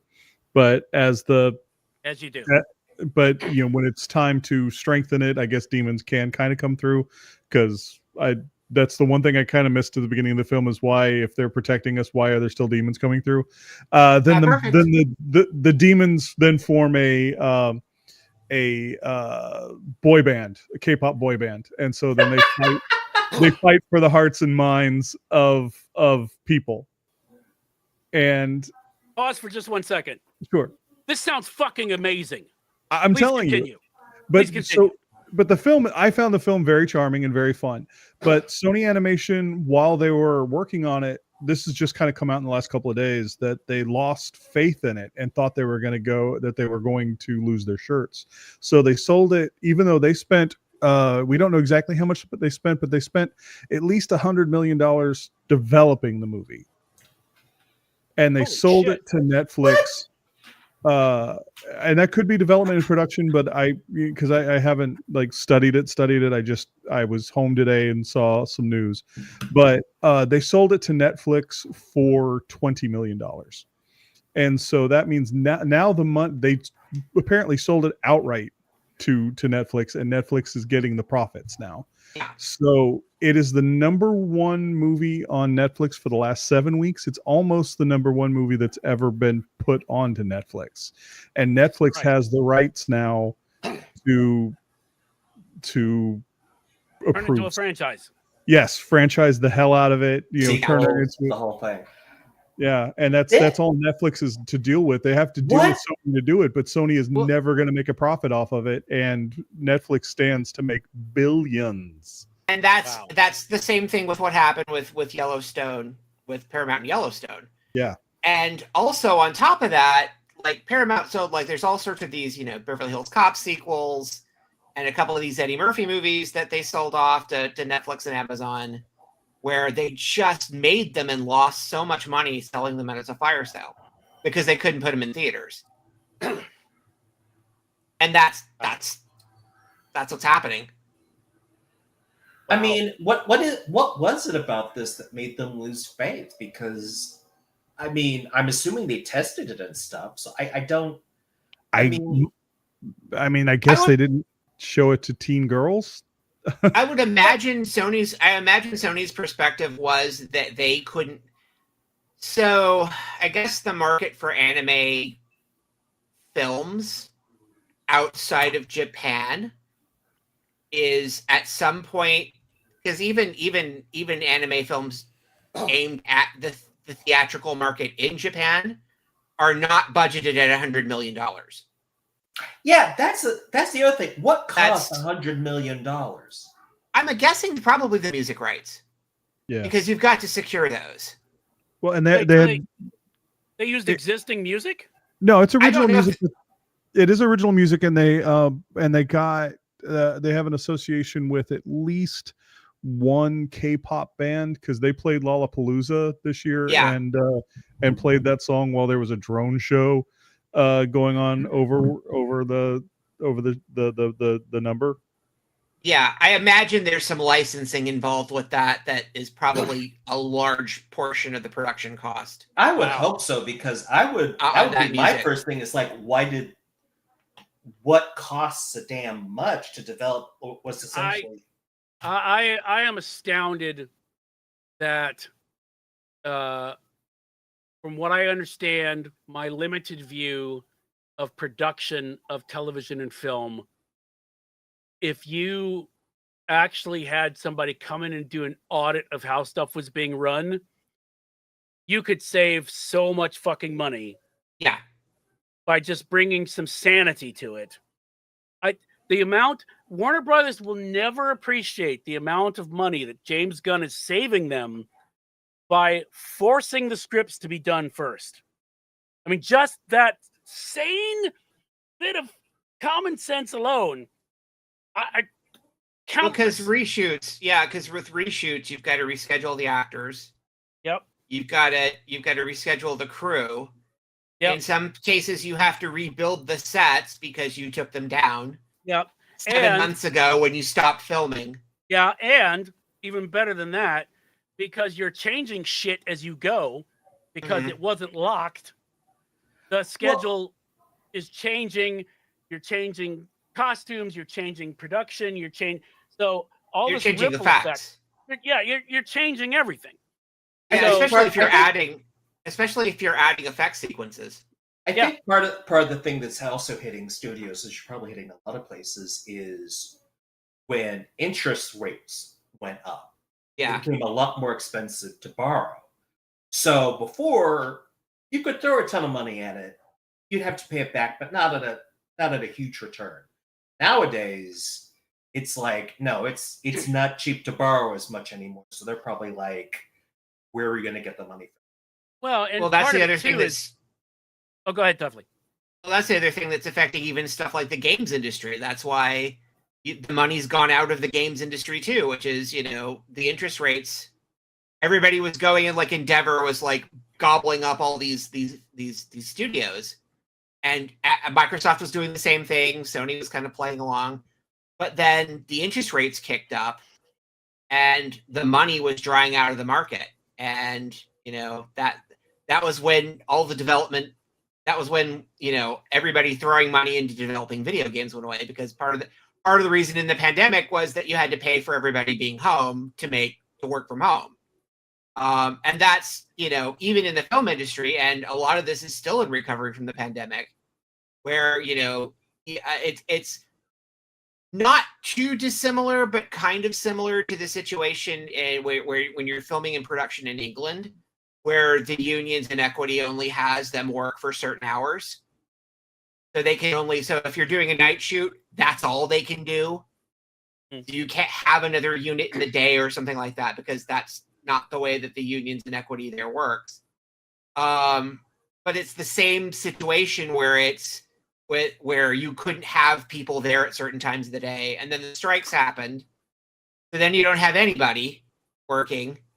And that kind of limited production and projects being developed and things like that. So we're still kind of working our way out of that. And a lot of places are working their way out of that.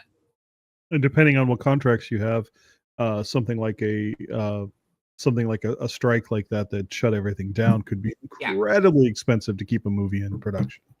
Yep, because you have to restart everything, or in some cases, in terms of continuity, in terms of actors, like if people grew beards or dyed hair, in certain cases, like if they literally changed their appearance for something else, or just because they wanted to, because they knew they weren't going to have to go back and film the movie for a while. Yeah, you mean Superman's mustache? I mean Superman's mustache. Yeah, and that's how you lost Stephen Ewan as Sentry. Sentry, yeah. Which I liked the cat who played him, but I liked Stephen Ewan, so it would have been. Oh yeah. I am so fucking happy he's doing well. It just it pleases me to no end. So okay, well that's Hasbro and Monopoly. What else do we need to talk about here? Oh, so I thought this was interesting. I just saw this today. It's about the new Narnia setup at Netflix. I don't Oh, know the- if you, Oh Gerwig- yeah. Gerwig Narnia. yeah, Yep. that they, I like. I will say that when it comes to the books, the original order of the books is the order of the books. This whole, oh, we're gonna put it in chronological order because kids are dumb. Fuck that. Read the books in the original order, for Christ's sake. But the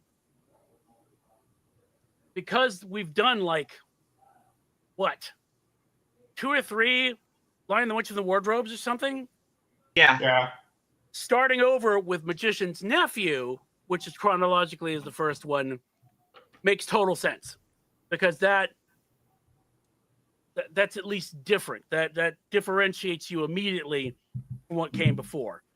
Also, I'm And- not Oh, I too was just gonna sure say, about this, but I don't think the earlier versions are actually available anywhere for people to watch them other than physical media at the moment.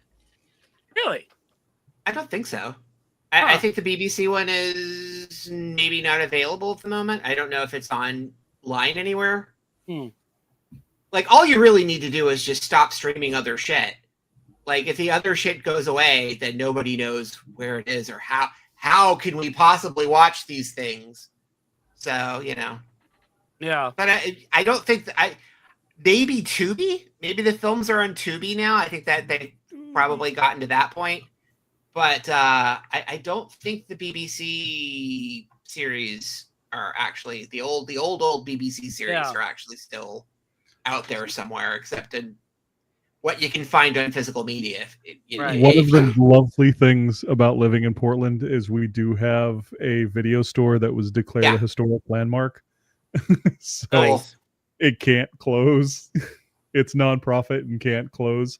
So it's just, I don't know. It's weird to me that it's become a novelty, but it's nice to have around.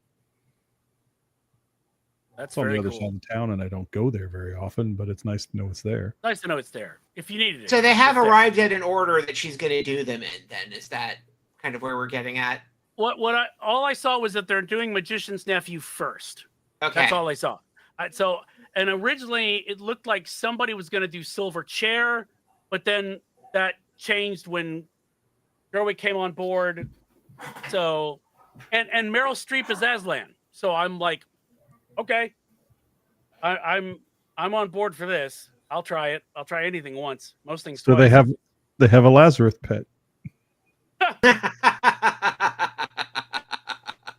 Very nice.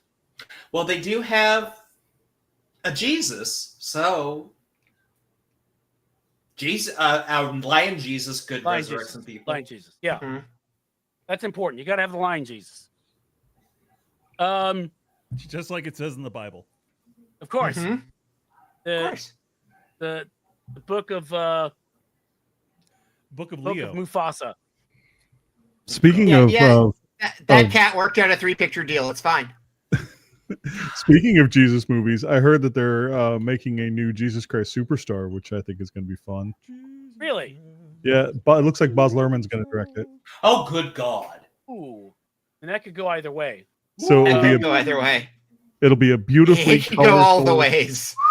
Yeah, it'll be a Oh, beautiful, it's gonna get colorful, gay. I want it to go gay. I want it to be a polycule. Oh, it has to be. I want a gay polycule. Is I that, will actually say- just is that just a request, or is that based on the movie?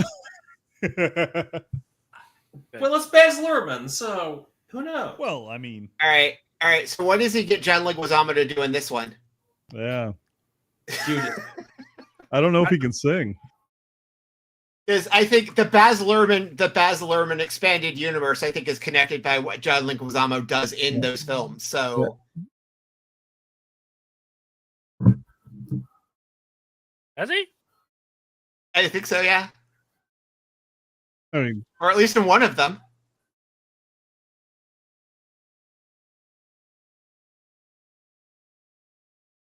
I know they just did the Hollywood Bowl thing that a bunch of people were in. Well, he did a one-man show Yeah, I remember that because he was on the Tonys. He did some of it on the Tonys. He's written another play. Let's see. It's funny. I stopped paying attention to Broadway for a while. So there's this period of time that I don't know shit, but I know what's playing now because I keep going to New York to go see shows.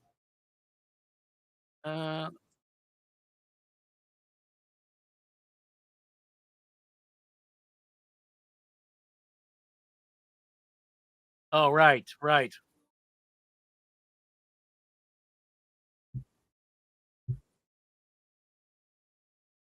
Yeah. I was just because if he can sing, he can be Judas. If he can't sing, he'll be Pilate. Oh. Or King Herod. Herod's fun. Yeah, but King Herod, they're generally speaking, King Herod, you want to get somebody who not only can sing, but is somebody who's going to. I mean, John Leguizamo is going to make a splash, but he's not going to make the splash as much as if you cast. Did you see the Hollywood Bowl version that they have now? I didn't see Stamos, but I saw Josh Gad. Yeah. And yeah. I see my thing about I saw that Adam Lambert is Judas, and I saw the touring version where Corey Glover from Living Color. Nothing's gonna compare to that. Nothing's gonna. Did you see that, JJ? I missed it. And it really pisses me off because I've never gotten to see Living Color. And so I almost had the chance to see that, but they sold out. They're actually Living Color's coming here soon, but they're playing a Black Music Fest, and I feel for some reason I feel a little conspicuous taking up space. Dude, get yourself a Fishbone fuck racism shirt. You'll be fine. Yeah.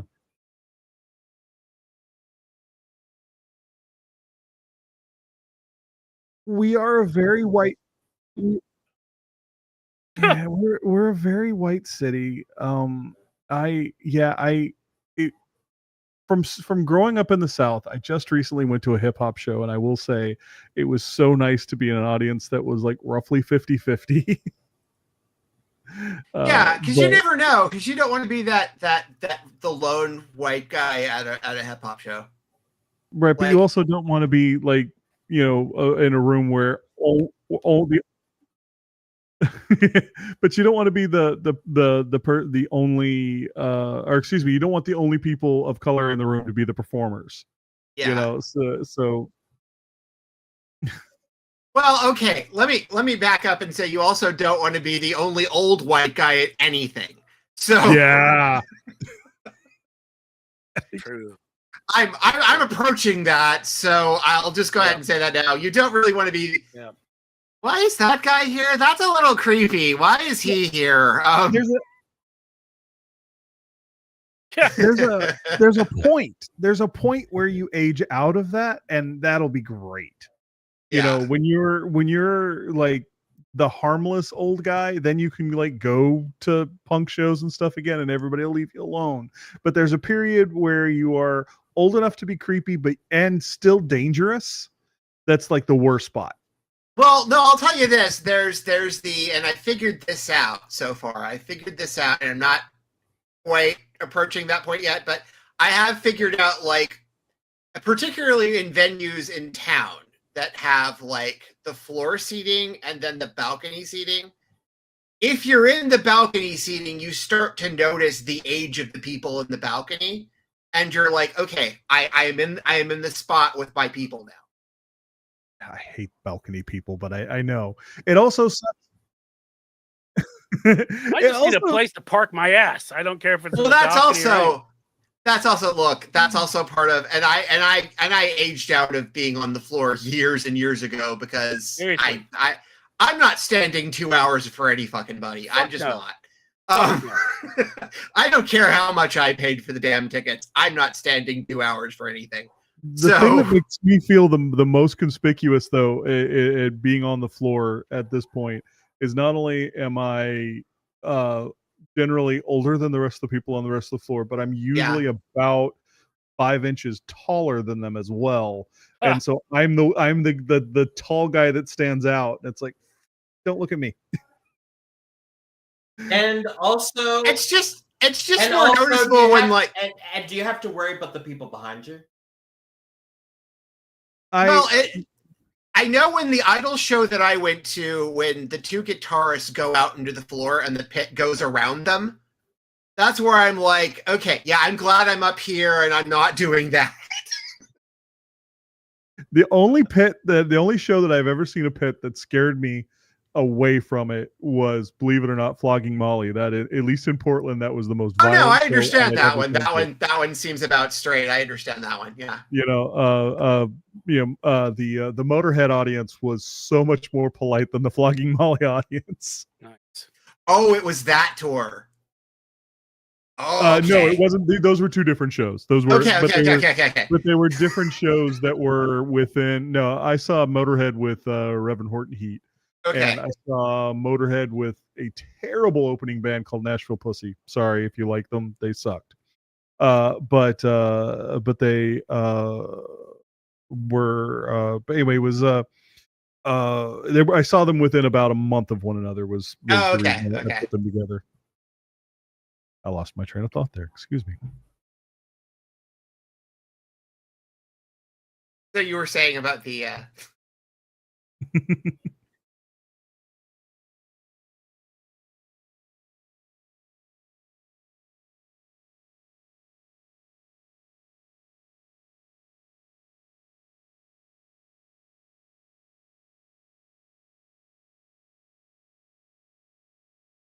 Yeah,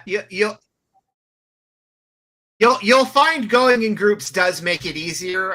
If you can get the entire retirement center to go with you to like the to go to you to like the Pulp show, it'll be fine. Yeah, but also if you have a concert beard, then it's a date, and then you're okay. But it's important to take your beard.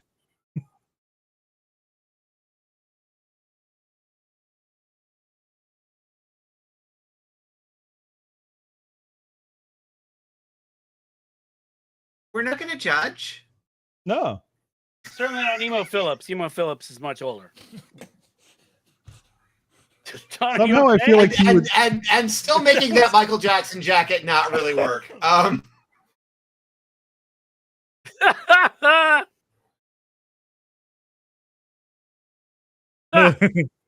Somehow I think Emo Phillips somehow just manages to type in a special font anyway, because you got to be able to hear that lilt. Maybe the other day, I woke up with a bloody nose, and I said, "Who put this in my bed?"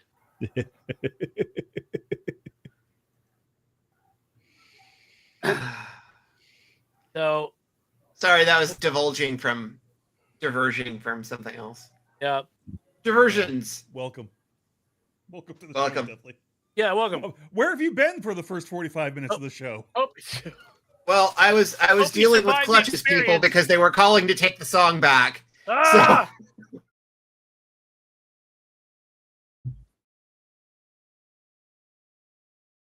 So. Oh. Yes. That's true. Because Tuffley sold it to Netflix outright. That was the Katamari Damacy theme I was humming the entire time. Yeah, it was. Of course, if he sold to Netflix, they would have canceled it. So. Or they'd make a lot of money off of it since Tuffley produced it. So we all know South Park does not cost that much. Yeah, that's the other thing I was going to mention. South Park.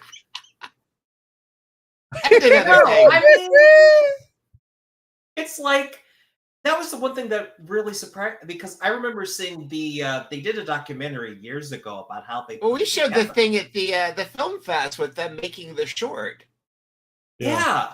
It was cardboard, or it was like it was like color paper. Well, no, I mean the modern process with the computer. Yeah, but still, it's like it costs $2 to make, Scott. Is what we're saying. I know, but that's what I'm saying. But it's like It costs $2 to make, and those two guys are all the voices. Like, Yeah. They don't even pay Bill Hader anymore. yeah, they don't pay Bill Bader. Isaac Hayes died. Yeah.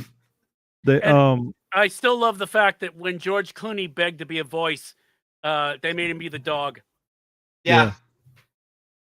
And the thing that I think will be interesting about South Park too is when people, because right now they're getting a lot of attention for taking a lot of political heat.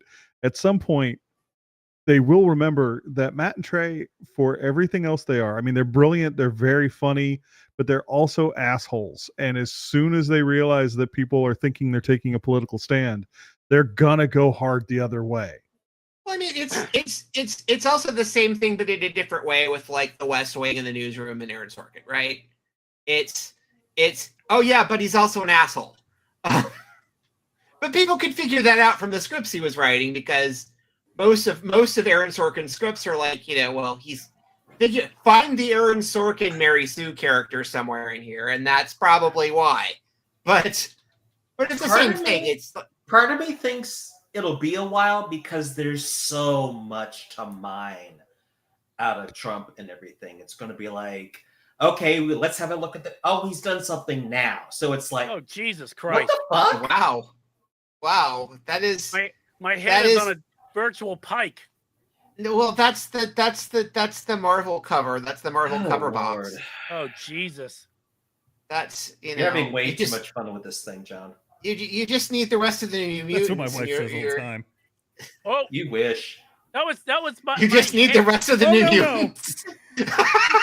My disembodied head, for those of you listening, was floating. Oh, Jesus Christ! There it is again. Why? We can't get the rest of the New Mutants. You already blamed Sunspots on everything. So see, there we go. Not to mention, you can't afford to get Anya Taylor-Joy back. True. And I know what you're thinking at home. Action Bronson lost some weight, but no, that was Widge. What? Charles Bronson. Action Bronson. Oh. Not sure if I'm offended or not. You shouldn't be. That was actually, he's cool. Okay. All right, we'll definitely say he's cool. So. Okay, well, definitely. It's fine. We've got it covered. It's fine. We didn't record it, but we got it covered. Okay, that's no, we didn't record it. Yeah, we'll just make up something I said earlier. Oh, so the other thing I wanted to say, as far as shared universes go, is that I don't know that I'm a fan necessarily of the Twisted Childhood shared universe, of all the Winnie the Pooh horror movies and the Popeye horror. I'm just glad they exist, because I just want someone to take that and run with it, just to the consternation of all these fucking companies that extended the life of copyright way, way, way too much. See, what is the combination between some of these, like Winnie the Pooh and Peter Pan and Bambi, which is in the. What are you going for there, JJ? I'm not following. Well, Peter Pan, and I'm not even sure how this works. Peter Pan has some kind of perpetual copyright in the UK with the Barry estate. Well, the hospital. It goes to Children's Hospital. Yeah. Yeah, it goes because to Alan Moore did that book a couple of years ago and ran into an issue with that. Okay. But I assume that's just in the UK, because I don't think that would hold water here. Well, it's weird because the UK has a different copyright policies than the US does. UK doesn't have extensions, or at least not to what we have.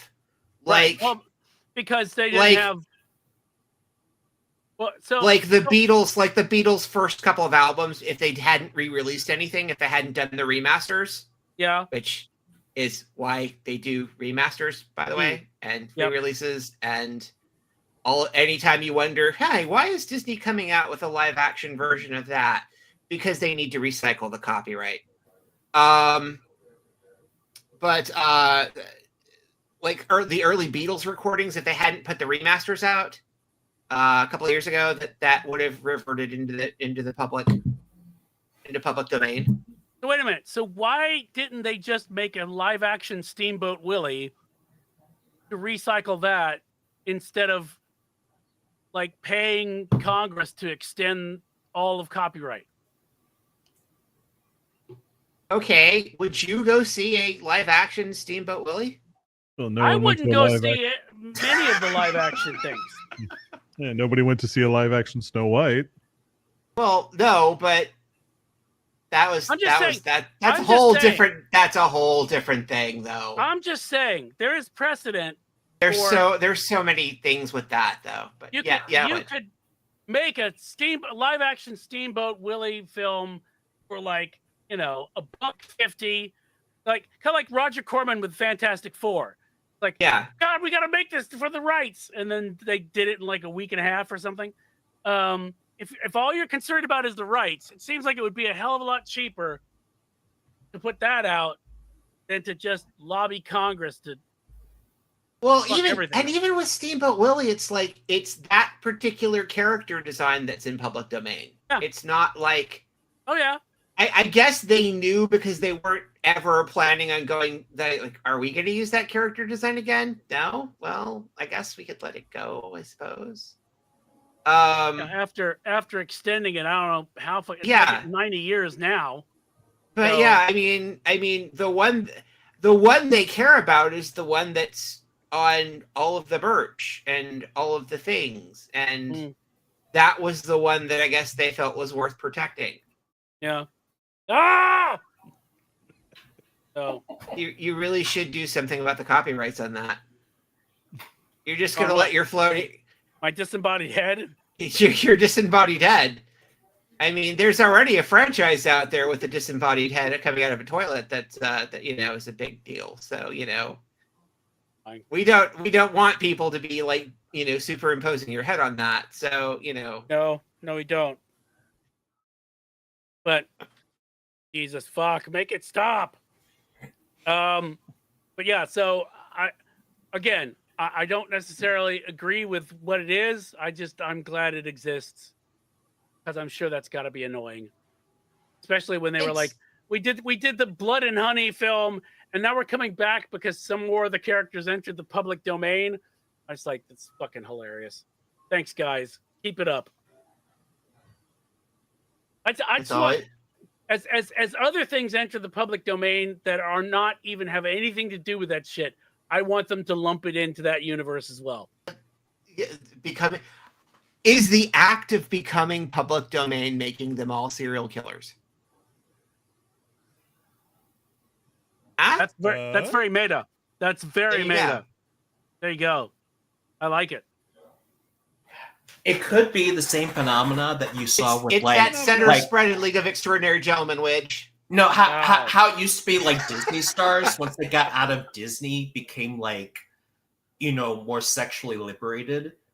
Maybe this is that version, except they become serial killers. I want like a true crime documentary, a parody of a true crime documentary, looking at all these characters and them being serial killers, and analyzing that idea.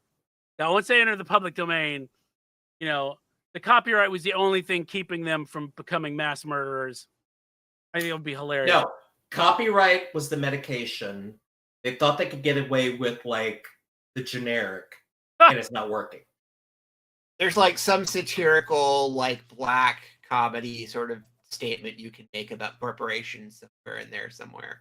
Yeah. Beautiful. Do the slow motion Ken Burns reading of letters. The only character that I don't really want that to happen to, is Superman, just because we've done power corrupt Superman too many times. We already have. It's called The Boys. We already have that out there. Yeah, I do want to. And we have Injustice, and God knows how many other. No, we don't. It's not original. That's the thing. Blood and Honey is fucked up, but it's also like kind of an interesting take. It's not an interesting take to do an evil Superman. Yeah, I think the only thing close to that I want to see is Superman Red Sun. Yeah, because that was a good one. However, They- if you're gonna have a They DC did an character, animated of that. yeah, they did. But if you I'm- go for a Golden Age DC character, I'm gonna say the like red and yellow Alan Scott with the hood. That would at least be fun. Wow. Wow. That could be fun, Oddly but it's very specific. dark. Yeah, oddly specific, JJ. I'm just saying, it's of all those characters, that's the one that stood out to me that you could do something kind of interesting I with. always thought Alan Scott was a serial killer. That's on the box. Yeah, That's what you put on the box. I knew it. JJ Hawkins. Yeah, I think instead you do like some really obscure character from like Golden Age, like, oh, it's the Red Bee. Yeah. And only people who like read All-Star Squadron probably remember that there was a character called like the Red Bee. So, but anyway, yeah, I saw something about that where I think I mentioned this somewhere, that they need to do an animated, basically take the Justice League Unlimited idea that everybody could be in the Justice League and extend it to the Justice Society, but do it back during World War II and call it what it was actually called, All-Star Squadron. I think an animated All-Star Squadron would be fucking awesome. Especially then, because you can cast pretty much anybody you wanted as the roles, because, you know, and then I don't know what, they show up as a cameo in Infinity Incorporated if you ever get to that. I don't know. Well, they already did the World War II flashback in Creature Commandos, so you do have Yeah. that time space to work in. Yeah, I don't know why. All-Star Squadron, I read that when I was a kid, like sort of starting with comics, and I just dug the hell out of that for some reason. I don't know why. But, well, is it what have we not covered that anybody wants to talk about?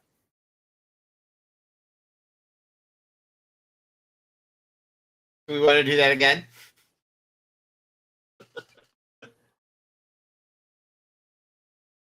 If I do the lame thing of saying, here it is, it's good. And then just leave it at that, and then Yeah. then it'll just be like this missing Nixon tapes thing that people It'll will be like- speculate everything that I said during it. Well, we just have Tuffley go back in time from now, and then we put that bit with him saying it's good back then, and then we have Tuffley reappear in the present through the magic of editing. Oh my god, now you've invoked a ghost.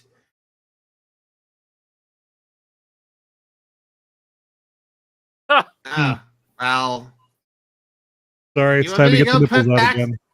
you want me to go get the thing with the sequins again? Because, that's... Wow.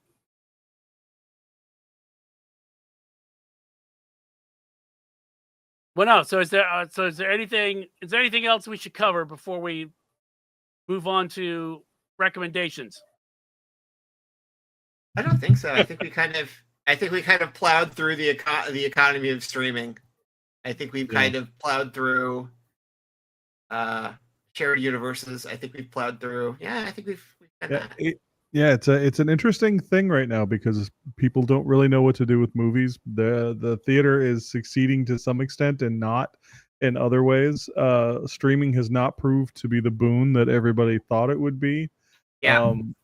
And yeah, Well, I mean, And the thing is, the thing that made broadcast work was advertising, but also the fact that studios were willing to sell product to each other, and that's kind of how the system worked. And then Right. everybody took all their balls and went home. And part of the problem is when you've killed the rest of the distribution system, when you've killed syndication and you've killed home video and you've killed foreign format sales, where else are you going to make your money if you don't sell it to somebody else? Because you don't have anybody else to sell it to. other than yourself. We've So And of where are you course- going to sell things to? And of course, Yeah, the where are thing you- is, they still where are you haven't going to learned make the money anything. from? They still haven't learned anything because a lot of these people are like jumping into AI, even with the whatchamacallit, the writer's strike and everything. They're still going to try to do AI, to try to save money, and that's going to be a disaster. Yep. Because it's like with AI, it's like, I mean, you see all these other places. It's going to be such a bust when people realize it doesn't save you money. Yeah. It really doesn't, because it's going to. I'm of two minds of that. I'm like, okay, well, that's everybody. That's the fear of it right now. But what if it just turns into the thing that happened with sampling, which is, okay, you're going to have a bunch of bad records that sample everything. Is that where this ends up, or you know what I mean, or is that? Does it turn into like Y2K, where it was? We understand why they did all the work and nothing happened, and that was the point. But then you also look at it and go, really? They spent all that money for that? Well, but then again, I mean, as somebody who was making changes on the ground to prevent Y2K exactly. That's what at the time. I'm saying. There was a lot of work to make sure Yeah. nothing happened, and that was the point. But then, Right. from the ground of like the general audience, it's like, well, did you really notice anything? Yeah. And I feel like are we making too big of a deal with AI, or are we appropriately afraid of it, or No, I'm not afraid of it. I don't understand. Yeah, It's the hype that people Yeah. are doing. That's what scares me. the threat of the threat. Right. It's not even Is that just what that is? It's the fact that basically what I've seen come out of AI is, I mean, they call it slop for a reason. It's just not very good. And, like Scott was saying, it doesn't save you any money, because then you've got to hire somebody to go fix the slop. And and you're probably going to pay them less, but still, it's like. I mean, I don't know. It's like, But I think what I'm But wondering here's the is, other thing. Go ahead.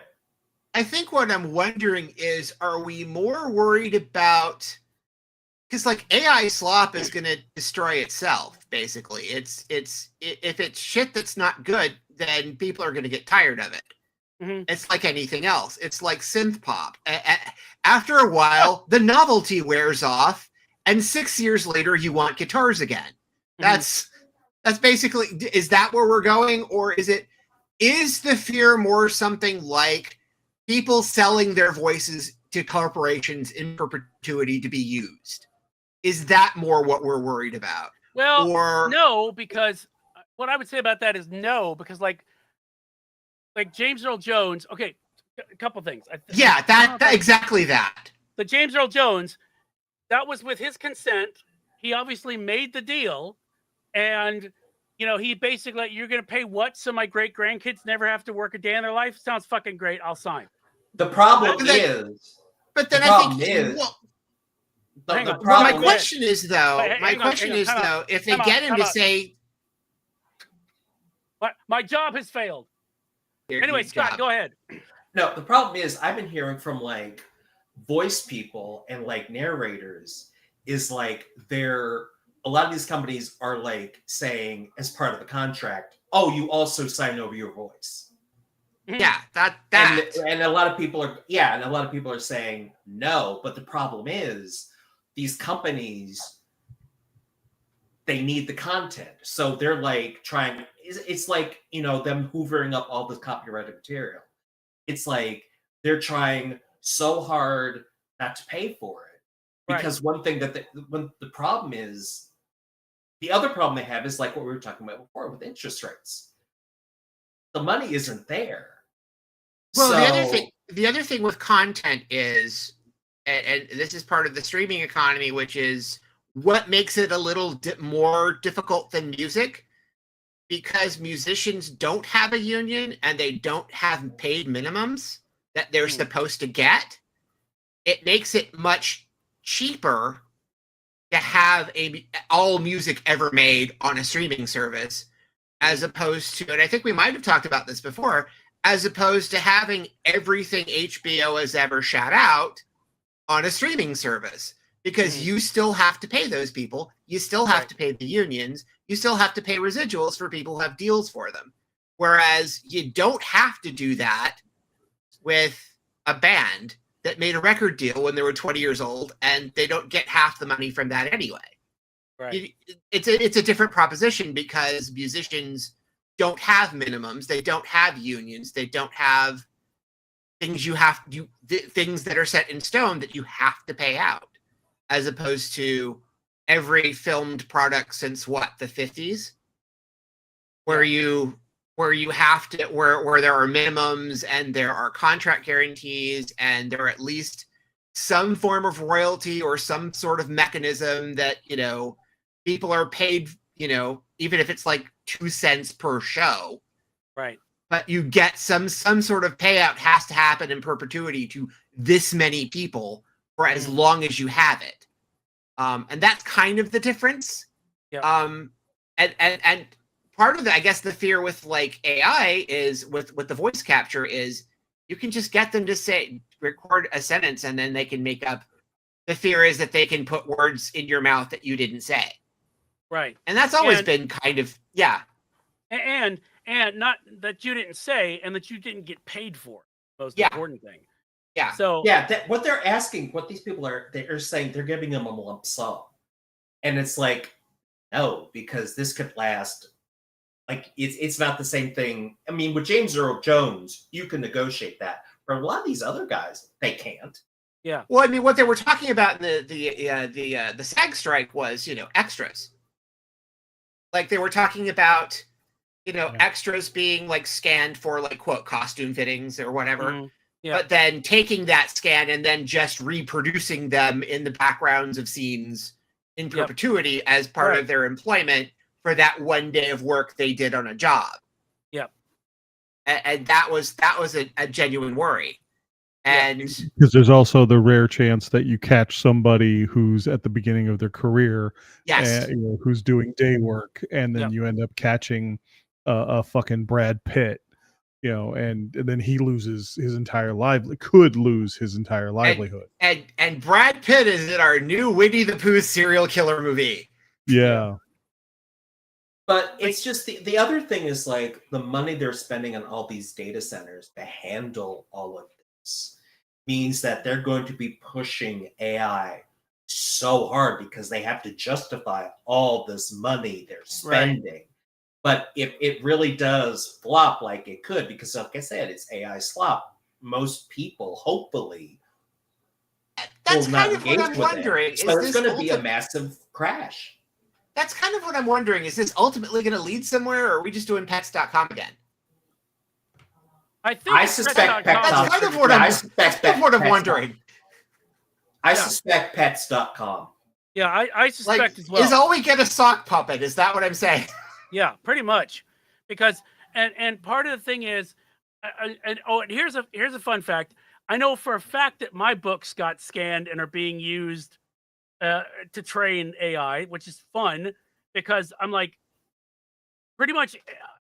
I think I put this somewhere out there that maybe the reason that AI hallucinates so much is because they tried to put my stuff in there, which is a really bad fucking idea. Yeah. Because I mean, I hallucinate enough, and I wrote the fucking thing, so I can only imagine. What did I see? That.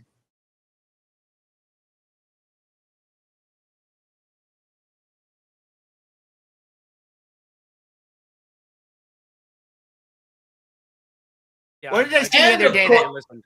And of course, you have AI becoming people's girlfriends and boyfriends.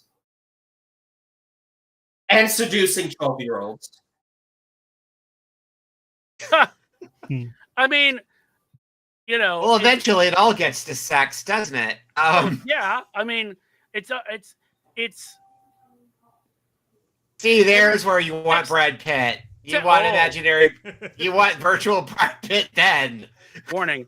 The thing is, they don't need for these people. They don't need the visuals. It's the chatbots. Yeah. It's Well, I mean, but the because thing if is, you add in, also Meta is like, so it talks suggestively to 12-year-olds. Is that a bad thing? Yeah, it's. I mean, well, it's also Roblox. It's cutting out the middleman of exploiting 12-year-olds.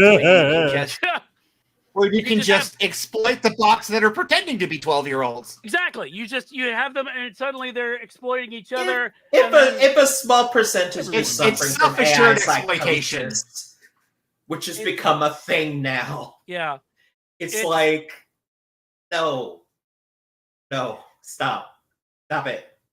I know you want the next big thing. I know you want the iPhone again, but you're not going to make fetch happen. It's not even that. It's just they want like the people who want to use AI to write they want something without having to work for it or pay for it.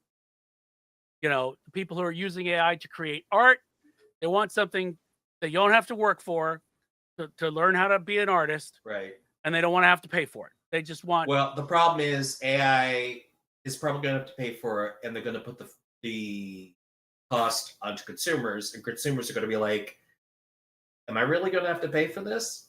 Well, the problem is, it's like that. People were saying, "Oh, they're coming back and saying, oh, hey, don't turn your AC like below 78 degrees." But the data center over there that's like sucking up all the juice. They could do whatever they want, but you should be warm. And people are like, fuck you. Crank it down. That's okay. They're just going to reactivate all the dormant nuclear reactors, and then that'll fix everything. Yeah, 3 Mile Island. They're reactivating 3 Mile Island. These people have no sense of history. Oh, that means MTV can give away another house. Oh, never mind. John, what were you saying?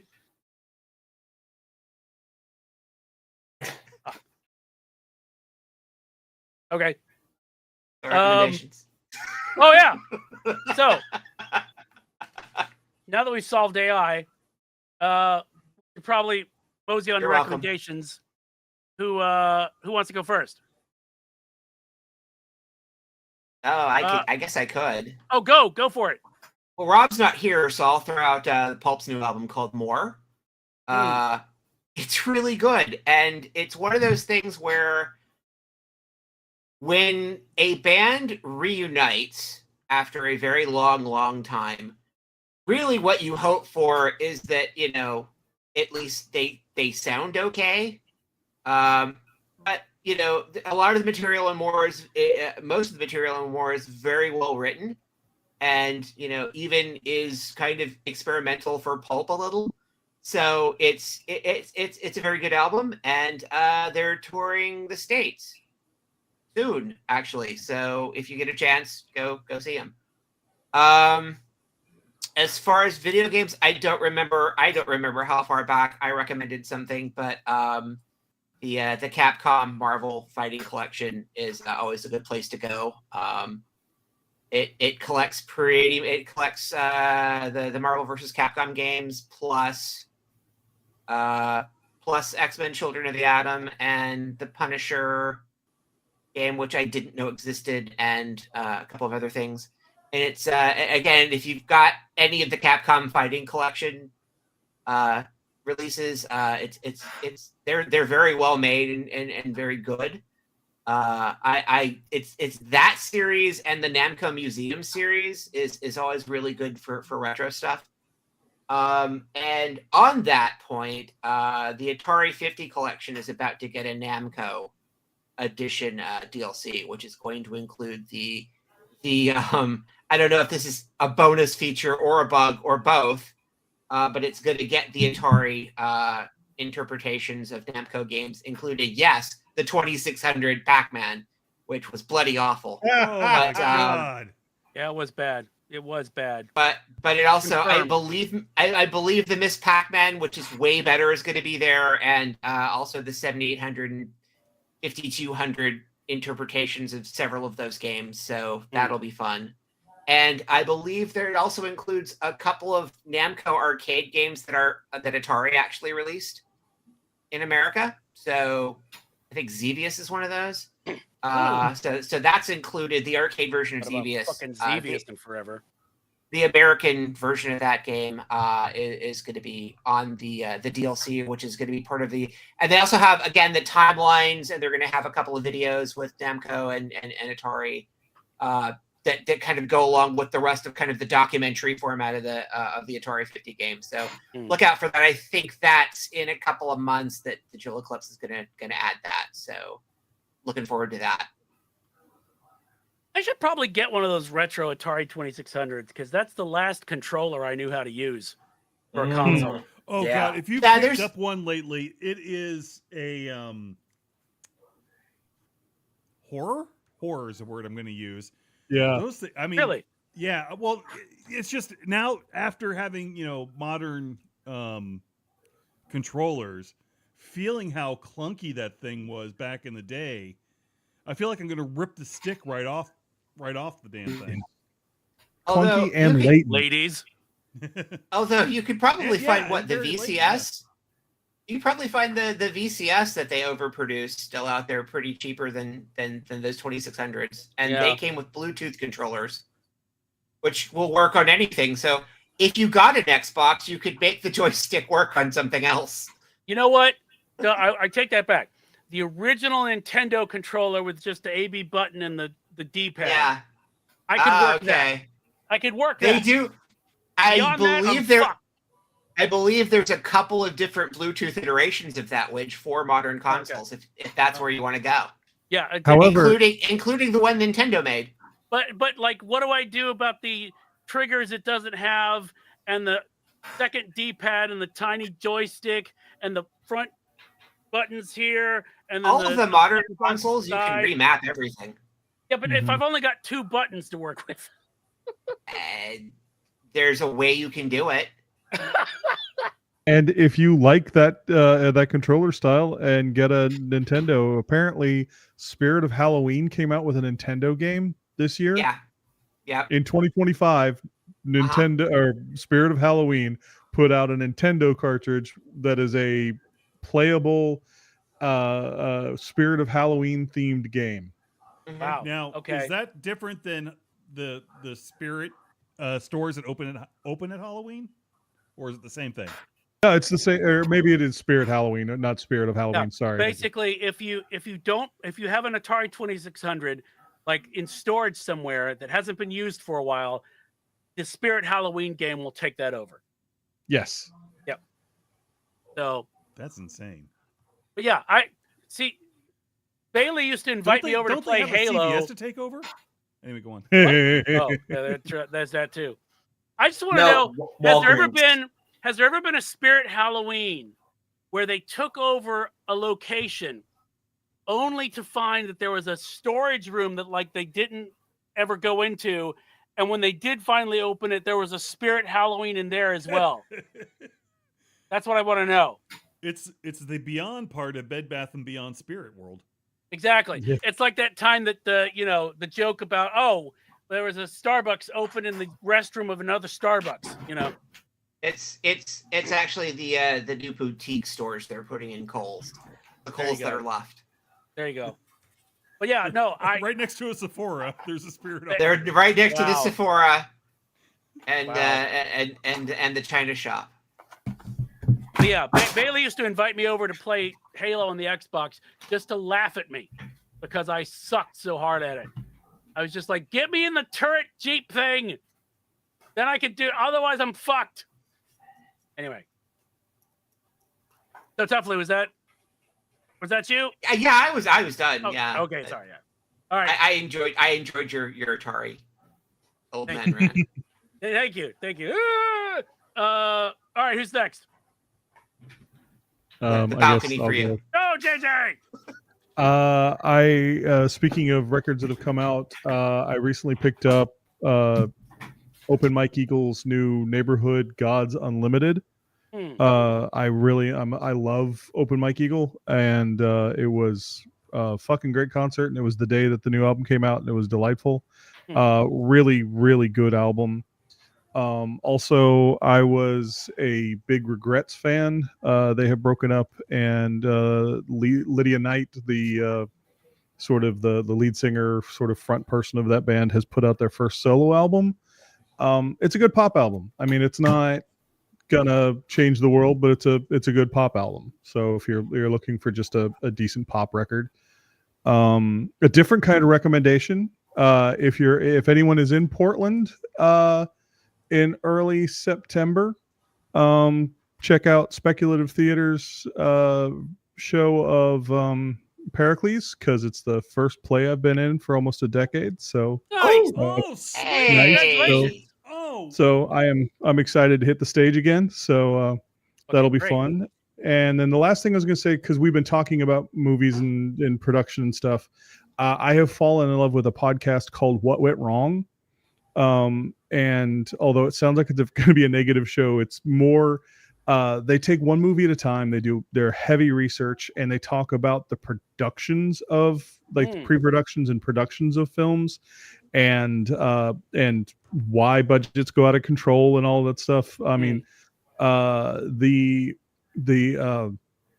find, like, the one on the Dr. Dolittle from way back when, and you find out that part of the reason that movie had to spend so much more money than they expected is because Rex Harrison is a prick, and he used to put he used to take his yacht and block the light to keep them from being able to shoot, because he was pissed at some of his co-stars. So he would just get drunk on his yacht and then show up the next day hungover. But you find out these little things, like I'm listening to the making of the Shawshank Redemption right now, and it's really fascinating. So What Went Wrong? It's a podcast that I'm enjoying a great deal. Fun fact about Shawshank Redemption. Morgan Freeman's character was originally going to be played by Pee Wee Herman. I know I'm doing narration. What do I do? That's backwards. I know you're doing narration. What am I? I just totally fucked that up. I'll own that. All right. Thanks, JJ. Scott, what have you got? Okay, I got a couple things. I participated in the Kickstarter for Simon. Okay, I can never remember this guy's name. Stalenham? Say so. Sure. Stalenhag. He's the guy who does Tales from the Loop, Electric State. Yes. Yeah. Okay. Yeah. Yeah. He put out a new book. He has it. He originally had it as the title is Swedish Machines, but I looked it up on Amazon, and it's sunset at 0 point. To get it on Amazon, it's a pre-order. It won't be out until December, but I did the Kickstarter. I got the book, and it's amazing. It's got the great illustrations that he does. He does like retro futuristic, of a future where technology advanced in some ways, and basically tells stories of these kids who grew up where this secret weapons lab blew up and infected this area in a kind of stalker, roadside picnic kind of way. Right. But it's interesting how, even though they're next to this area of wilderness, they're still doing typical teenage shit, like getting drunk, going to music festivals, exploring their sexuality. Long story. But it's basically about,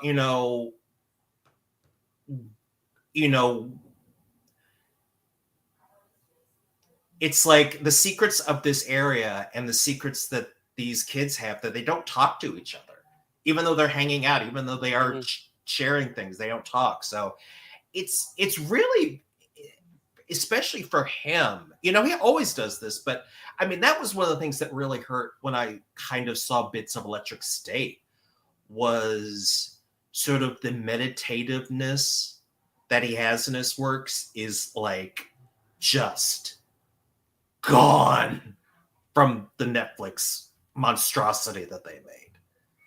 The thoughtfulness that he puts into his stuff is just, I just hope he got a lot of money from the deal. That's all I can hope from that Electric State thing. But it's definitely worth picking up. All his books are amazing. I mean, like I said, the illustrations are amazing. The stories are sparse, but they're usually great things. Have you read his stuff? Which one of us are you asking? The Group. Can't be asking me. I have not. No. Yeah, I've got Can't say that I have. Electric State. I have not read it, but I have it because it looked fucking amazing, and I'm familiar with Tales from the Loop because I know you talked about it before, and then there was the show. So, but no, I that is on my list to delve into. Yeah, Electric State, unlike the movie, it is a lot more of a quiet apocalypse where I love those. Where you just see people like just plugged into like these massive VR headsets, and just this girl, because of an accident, can't log on, so she's sort of stuck out there going, well, might as well try to save my brother or something. So, okay, the next thing is actually kind of cool. I found this. I can't remember where I found this, and I ordered it. It's a Haro Tarot deck. Okay. And what's interesting about it is what they do is for like the major arcana, you know, like the Sun, the Fool, and all that, they do them like movie posters from horror cinema. So it's like any particular era or just for the movie posters, pretty much from like the early Silence to like now. Like okay, so the Fool is like A24 inspired, okay. but there's stuff like from like the early German impressionists. Then for like the suits, they do like I got the thing here. For the wands, they do like inspired by like the famous monsters of Filmland type of portraits that were done. They use those, that style. Okay. Then cups, they use 80s horror paperbacks. Nice. Yes, they are very nice. Swords, they do EC. They do a style of the EC horror comics. Nice. Okay. And then for pentacles, they do 30s pulp magazine covers. Nice. Okay. So, and I love I know this I'm sorry for your audio listeners, but this is the actual container it comes in.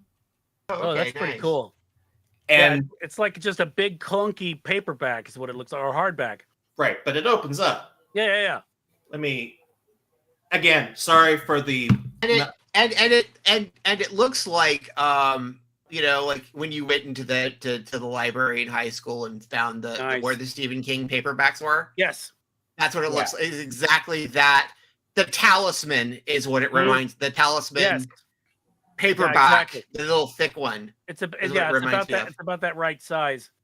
Yeah. Like what was it? The thing somebody posted about how, what was it? I'm gonna get this wrong, but it's like somebody should write a Goosebumps book about how Goosebumps books were never purchased for middle school libraries. They just sort of appeared already dog-eared in the libraries for people to find. Mm-hmm. That's good. Well, that's because they were made with shit materials. They were made cheap. But like Elastic Book Fairs. Yeah. Oh wow. Yeah. Oh wow. I'm like showing. That's nice. That's nice. I know it's like it is exact. Dear listeners, it is exactly as Scott described it. Basically, we're looking at tarot cards that are exactly sweet. In the style. Yeah. And it's not that expensive. I want to say $25. I think. Okay. Is it major arcana and minor arcana? Oh yeah, it's the whole set. Okay. Oh yeah, it's not just major; it's the whole set. And like I said, they're done in, like I said, major arcana is like movie posters, and then each of the suits are in a different type of horror type thing. Like I said, one was like 80s paperbacks, one was like 30s pulp magazines. Thank you. You were breaking up, so I missed. At least for me, sorry. Okay, but like one of them is EC Comics cover inspired, and like the last one is like inspired like famous monsters of filmland type of things.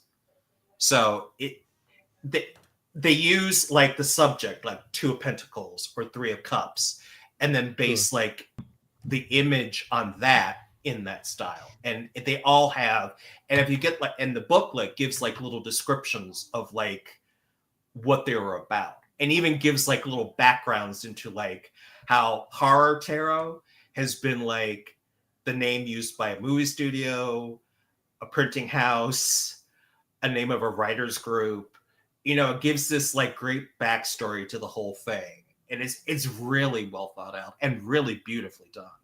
Nice. So yeah, so that's my 2 things. Cool. Ding dong. God, it's been too long since I've done this. I don't remember. I don't have that thing even set up right now. Fuck, I don't remember. It's been Theater too of the long. I'm mind. sorry. Imagine the blank. Yeah, I'm sorry. Just imagine Scott's dong, everyone. Thank you, Scott. All right, John, what have you got for us? Hello, YouTube. And there goes the monetization. Oh. All right, so 3 things. One, Yes. Andor. If you haven't been watching it or you haven't finished watching it, finish watching it, and then realize you could have just turned on the news and seen the same exact thing. So Andor, fantastic. It deserves the watch. The way that they tied the whole thing into just my wife and I immediately went and watched Rogue One again, and it's just seamless the way that it flowed into it. Also, I just finished listening to books, so I can listen to books now. I can't read them still, but I can listen to them, and I've been trying to do that more often. I just finished Stephen Fry's Mythos and the Odyssey. I still have to yet to listen to Troy, which is the middle one, but it's what wasn't available yet at the on the wait list at the library. Both are fantastic. I was just looking at the reviews for the actual book, and it's got like a 4.3 at least on the Odyssey. I can get how if you were trying to read it, it might be a little cumbersome, but listening to Stephen Fry narrate it is fucking fantastic. I'm sure. And of course he is the author, and he you can tell he kind of wrote in the way that he speaks. So if you don't know him as an author or you don't know him as a performer, then you could kind of miss some of the vibe that's in the books. But fascinating. He blends a lot of academic work into the telling of the tales. It's something that I had mentioned to my daughter when we saw Fantastic Four, that one of the things that's fascinating about Fantastic Four is that Tuffley has no opinion on it whatsoever. But the other thing that's fascinating about it is it's good. Is that they just go on in the world like it's just, this is how things happened, right? That all of a sudden there are the Fantastic Four. And listening to, I had never really kind of grasped the Greek mythology or never noticed in Greek mythology that things just happen out of nowhere. They just, boom, it just happens. There was Tuesday. Very little rhyme or reason as to why any one person is pissed off at another one person. At least initially or whatever. Anyway, but Mythos, fantastic, brings up and the fun thing about Mythos is it starts with the lesser known parts of Greek mythology too, with Kronos and the gods prior to Zeus. So check that out. The last thing is something that I'm very embarrassed to admit, and I feel like JJ Widge and Tuffley will judge me. I'm not sure if Scott will, but I won't have an opinion. I just, even if you have an opinion, I'm going to cut it out anyway, so it doesn't matter. Yeah, it's fine. It's fine. It's not being recorded. I just I mean, literally just like 3 weeks ago, discovered Ghost. I don't know how, the Swedish rock band. I was about to say the Patrick Swayze movie. You Yeah, just the Patrick now saw. Swayze Yeah, I was movie. about to say. I Yeah, just and discovered- that was my Yeah. initial thought too. Whoopi Wow. Goldberg. Oh, I will say, I will be with you. I discovered them just recently. So I am whatever with you. Their new song that came out recently. I can't pronounce it because it's in Swedish. It's I think it's Latin for crying.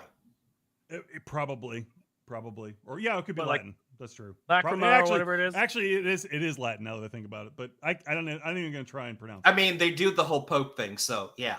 Yeah. So Toughly, JJ, Widge, did you guys know they existed? And if so, why did you not ever inform me that these Oh yeah, I knew. guys are straight up my alley? I mean, I wasn't sure if they were straight up your alley or not, because that's kind of people have varied opinions on that band. So I didn't. It's kind of hard to tell. It's a hard call. Oh god. They're not. Ghost is a personal choice.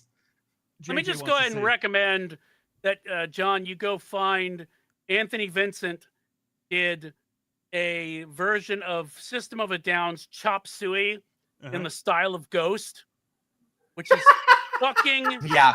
hysterical. Okay, I do got. I highly recommend it. That's your recommendation. Why are you writing it down? Yeah, You got it recorded. That's one of my. It's well, one of my. because I'm not recording any of this. No. Just, This is all just just search Nobody for, listens to this shit. just search for I Chop don't Suey listen. Ghost, and you'll find it. And while no one's listening, let me just point out 50 Days of Dragon Con Circuit work. Just gonna say is that. Dragon Con what? Good work. It's a good work. Thanks. Yeah.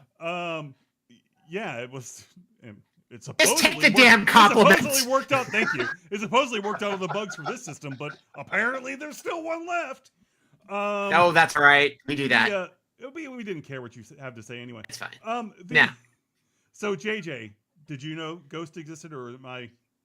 I knew they existed. I will admit to not being the most familiar with them. Yeah. I love the fact that they're like theater kids playing hard rock. Yeah. Oh yeah. I will say Yeah, I think I heard them described as like, what if Kiss were theater kids?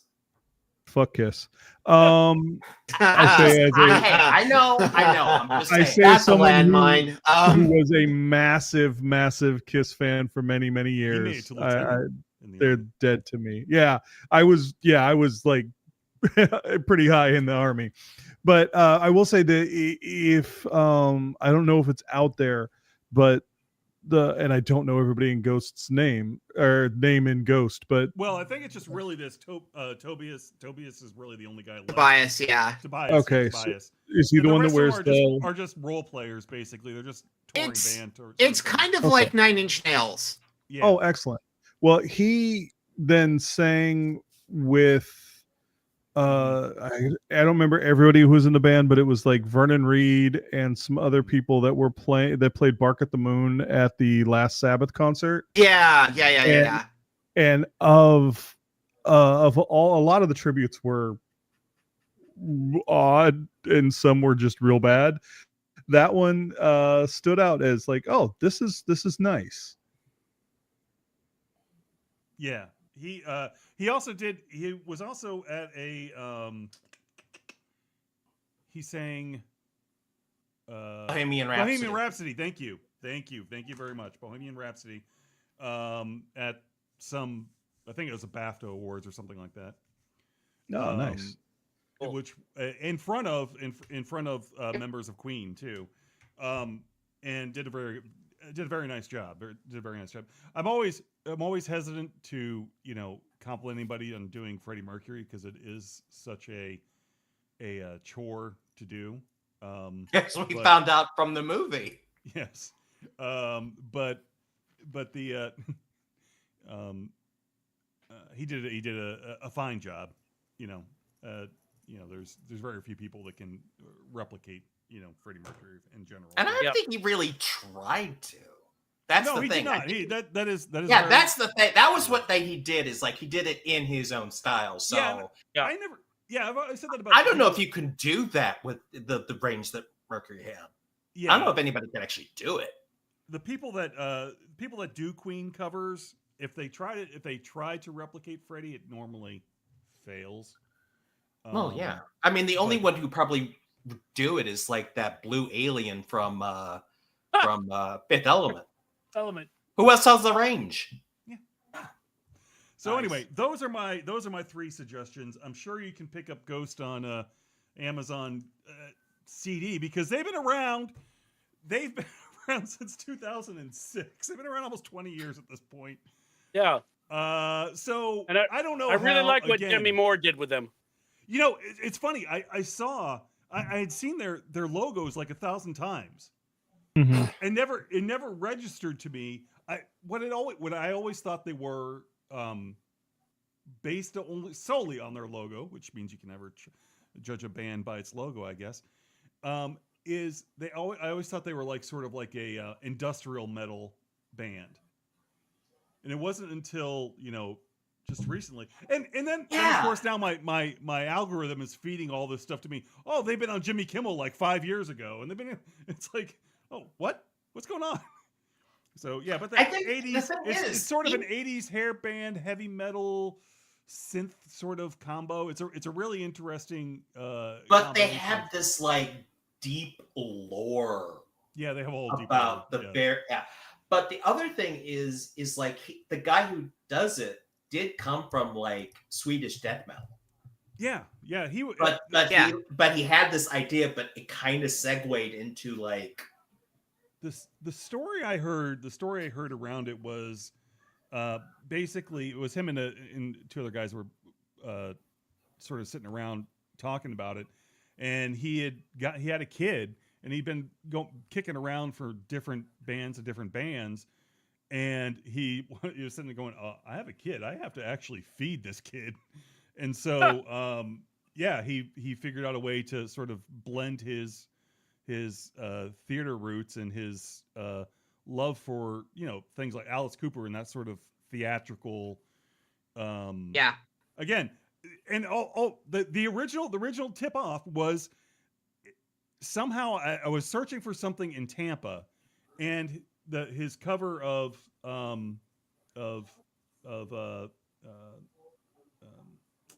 Mary on a Cross, or no, it's not a cover. Sorry, the performing Mary on the Cross, and it was in Tampa, and I'm like looking at it, going, this the whole entire amphitheater is filled. Wait, how did I miss this? This was like 2 years ago. How did I completely miss? That's when I realized that when you get over 50, you're too damn old. Go on. You're too damn old, is basically what it was. Hey, look, See, I don't know if I gave up on even you keeping my gotta hair get around anymore. You gotta get young friends. Yeah. That's the benefit of doing Faust. I get to hang out with some young people and I get some of their shit. So I am still not completely irrelevant. Everybody, please take that in context. Shut the fuck up. I just want to make And sure. it doesn't I'm even work defending because you. I'm defending No. you. No. no. The thing is, they're all lesbians, so it doesn't even So they don't count. Oh. They don't count. I mean, Sorry, JJ that's been melted. redacted, Jerry. JJ melted. I was held wild. back a lot there. And I feel like I know. I believe there was a problem with JJ's microphone. We're gonna have to AER that later. All right. So anyway, go to needcoffee.com/Amazon. I'm not even going to go with a fancy thing there. Just do it. Well, John, as always, is correct. That if you go to needcoffee.com/Amazon, like you were going, you wind up going to the front page of Amazon like you just went to the front page of Amazon because that's what you did. It's like the reflexive axiom. It is what it is. So when you do that and you buy stuff, because I know we are approaching the gift giving season that is Halloween, we get kickbacks for all of that stuff. You don't get gifts for Halloween? you got them. What in the You got world? John You again. did it. You did it again, dude. I did? What As soon as I put my cup to my... Anyway, never mind. You made me blurt. Jesus Christ. Anyway, so, but yes, if you do that, we get kickbacks. We appreciate it. It helps keeps the lights on. because as someone said, we are currently in the death throes of capitalism. So my recommendations real quick. I've been watching a lot of people going into the Criterion closet and recommending Oh things. yeah, It's I've been some seeing of them. those. Some of them are actually really great. But so and looking at stuff that was coming to the Criterion Collection, the Breakfast Club is coming. Really? Yep, with a Yeah. Judd Nelson, Anthony Michael Hall commentary, with a bunch of other stuff. Firewalk with Me is coming to the Criterion Collection. Well, that makes sense. Yep, and Which cut of Firewalk with Me? hang on, let me look. I got it Is up that right here. the director's cut version, or is that It's the a theatrical release? It says 4K digital restoration, blah, blah, blah, blah, supervised by David Lynch. So I'm assuming, but you also have the missing pieces on here. Yeah, okay. That's what I was wondering. Okay. Yeah, okay. So, but also returning, Not that it helps make any sense, but there it is. returning to print is This Is Spinal Tap, Yep. which I think has been out of print for freaking forever. I wonder why. And that's coming to Blu-ray because, of course, you have the sequel. The happening. end continues. Yes. Can't wait. Yep. So, and there are, count them, 3 audio. This might be just the Laserdisc over again, but 3 audio commentaries, one of which are the members of the band. So, By the way, in side character. note. Yes. Side note, the Elton John the new video they've got with the Stonehenge performance with yeah. Elton John it's pretty is crazy. amazing. Yep. And the only other thing I want to mention is Dead Channel Sky, the new Clipping album, was already like my favorite album of the year thus far and might wind up being my favorite album of the year. But they're overachievers, so they're putting out a plus version next month, and they've released 2 songs that are going to be added to the plus version. They're both fucking excellent. So, but yeah, I'm a little annoyed about that. what? But, I'm a little they're annoyed that excellent? they put the deluxe version out 2 months after they put the album out. It's fine. They got to make money, but I'm just Yeah, like, I mean, I deluxe like editions. I'll buy it Capitalism twice. again. I'll buy it twice. Yeah. But yeah, so I highly recommend that album. You could go and find it wherever. But yes, so that brings us to the end of a very special episode of Weekend Justice, where Most of which you was know, recorded. so yeah, which we recorded most of, but yes, since Dragon Con, what's that? I was gonna say, have fun with that, Witch. Have fun with the Yeah. editing process. Yeah, that's gonna be good. That's gonna be good. I love it. But yeah, because Dragon Con looms on the horizon, it felt like the right time to do a Make the Bad Men Stop for 2025. And I hope that you learned something. Probably a lot of things you didn't want to know. And I hope that through the magic of ECT, you can have it removed. But yes, we've just gone through 3 hours of nonsense and listening to how studio executives are ruining everything that you love. So it's probably a good idea to just have a nice little drink and go stare off into the middle distance for a while. I think that's something the 3 of us are going to do as we think about the lessons that we could learn from K-pop. We should all say K-pop. K-pop. K-pop. Oh, What? JJ No. got split. What the heck has happened here? What? Good night. Oh. JJ was split. Yeah, Yeah, it was split. Oh, it's because I couldn't figure out exactly when to say K-pop, so I just oh well, you know, kept quiet and got split in half. really. We're all When trying to can't figure out you? when to say K-pop. Yeah, exactly. There is that too. But anyway, it's just not my floating head. Good Crisis on Infinite Need coffees. You now, I know, summoned, seriously. you now summoned it. Crisis on Infinite Crises. I'm not sure how we went into the Fibonacci spiral there, but that was pretty amazing. If any of those people don't do the podcast in 8 months, Clutch gets the song back. Is that how that works? That's how it works. All right. Well, that's it then. We're done. For whatever it's worth. Boy, are we done. Why are we done? We We're just sort waiting of for John to sadly take went- another sip of something so I can try to kill him again. Also, John, thank you for using the library. Oh yes, of course. It's the only. Well, I mean, technically, I'm just using the library for my house, but okay. It still counts. Yeah. Ugh. So there's that. All right. Who's going to There's Dragon that. Con? I am actually. Am I the only one on here that's actually going, I or am. John? Are you going this year? I'm going You are this going year. this year. Okay. I'm And, actually and in seriously, production. 50 days is awesome as usual. So just saying.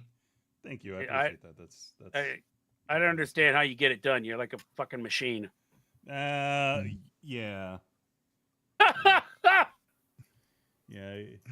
Okay. But yeah, I John, I'm actually going Oh, cool. So because I'm kind of here, so I'm already here. So Scott, you going? I'm already. Not this year. Hopefully, I'm going to try to do it next year. Next year is And hope- their 40th anniversary. Oh, wow. Okay. Yeah, I was gonna say I'm already here, and to my constant surprise, they keep letting me back in. So Mm. Yeah, it's 40. See- Is that the gelatin anniversary? I don't remember. Oh, who knows? Yeah. But hopefully, Yeah, but I'm I think hoping- it's the, my kids can't celebrate it because it's animal parts and everything. So Oh, okay. Hmm. I think it's Jiffy Pop. I think it's the Jiffy Pop anniversary. Oh, okay. Well, they that's might all be right. able to do then. that. That's Yeah. The ingredients. no butter. well, No. They're just vegetarians. They're not. Vegan. Oh, Yeah. okay. fine. Yeah, so that's fine. We do exist. We What? vegans People who exist eat butter? or vegetarians I- exist. Vegetarians that can Oh. eat butter. Yeah. Yeah. Oh, okay. I did Yeah. I shouldn't have just went to vegan. That's true. It's assumptions, Scott. That always does it I for know. everyone. I know that was bad. That was bad on me. But yeah, I keep telling myself I'm going to go back to Dragon Con every year, and then this year I was again kind of thinking about popping in for just maybe even a day, but then it turns out that Dragon Con weekend is production week, so I cannot get out of Yeah. rehearsal. But you're gonna be on Oh. stage. Yeah. See, what I'm hoping next year. Oh, good God! I'm hoping next year I could hopefully swing it so I can take my boyfriend. Oh, okay. Oh, Oh. bearing the Okay. lead, are we? Yeah, really. Well, we haven't had Whoa, a chance Is to. that a euphemism?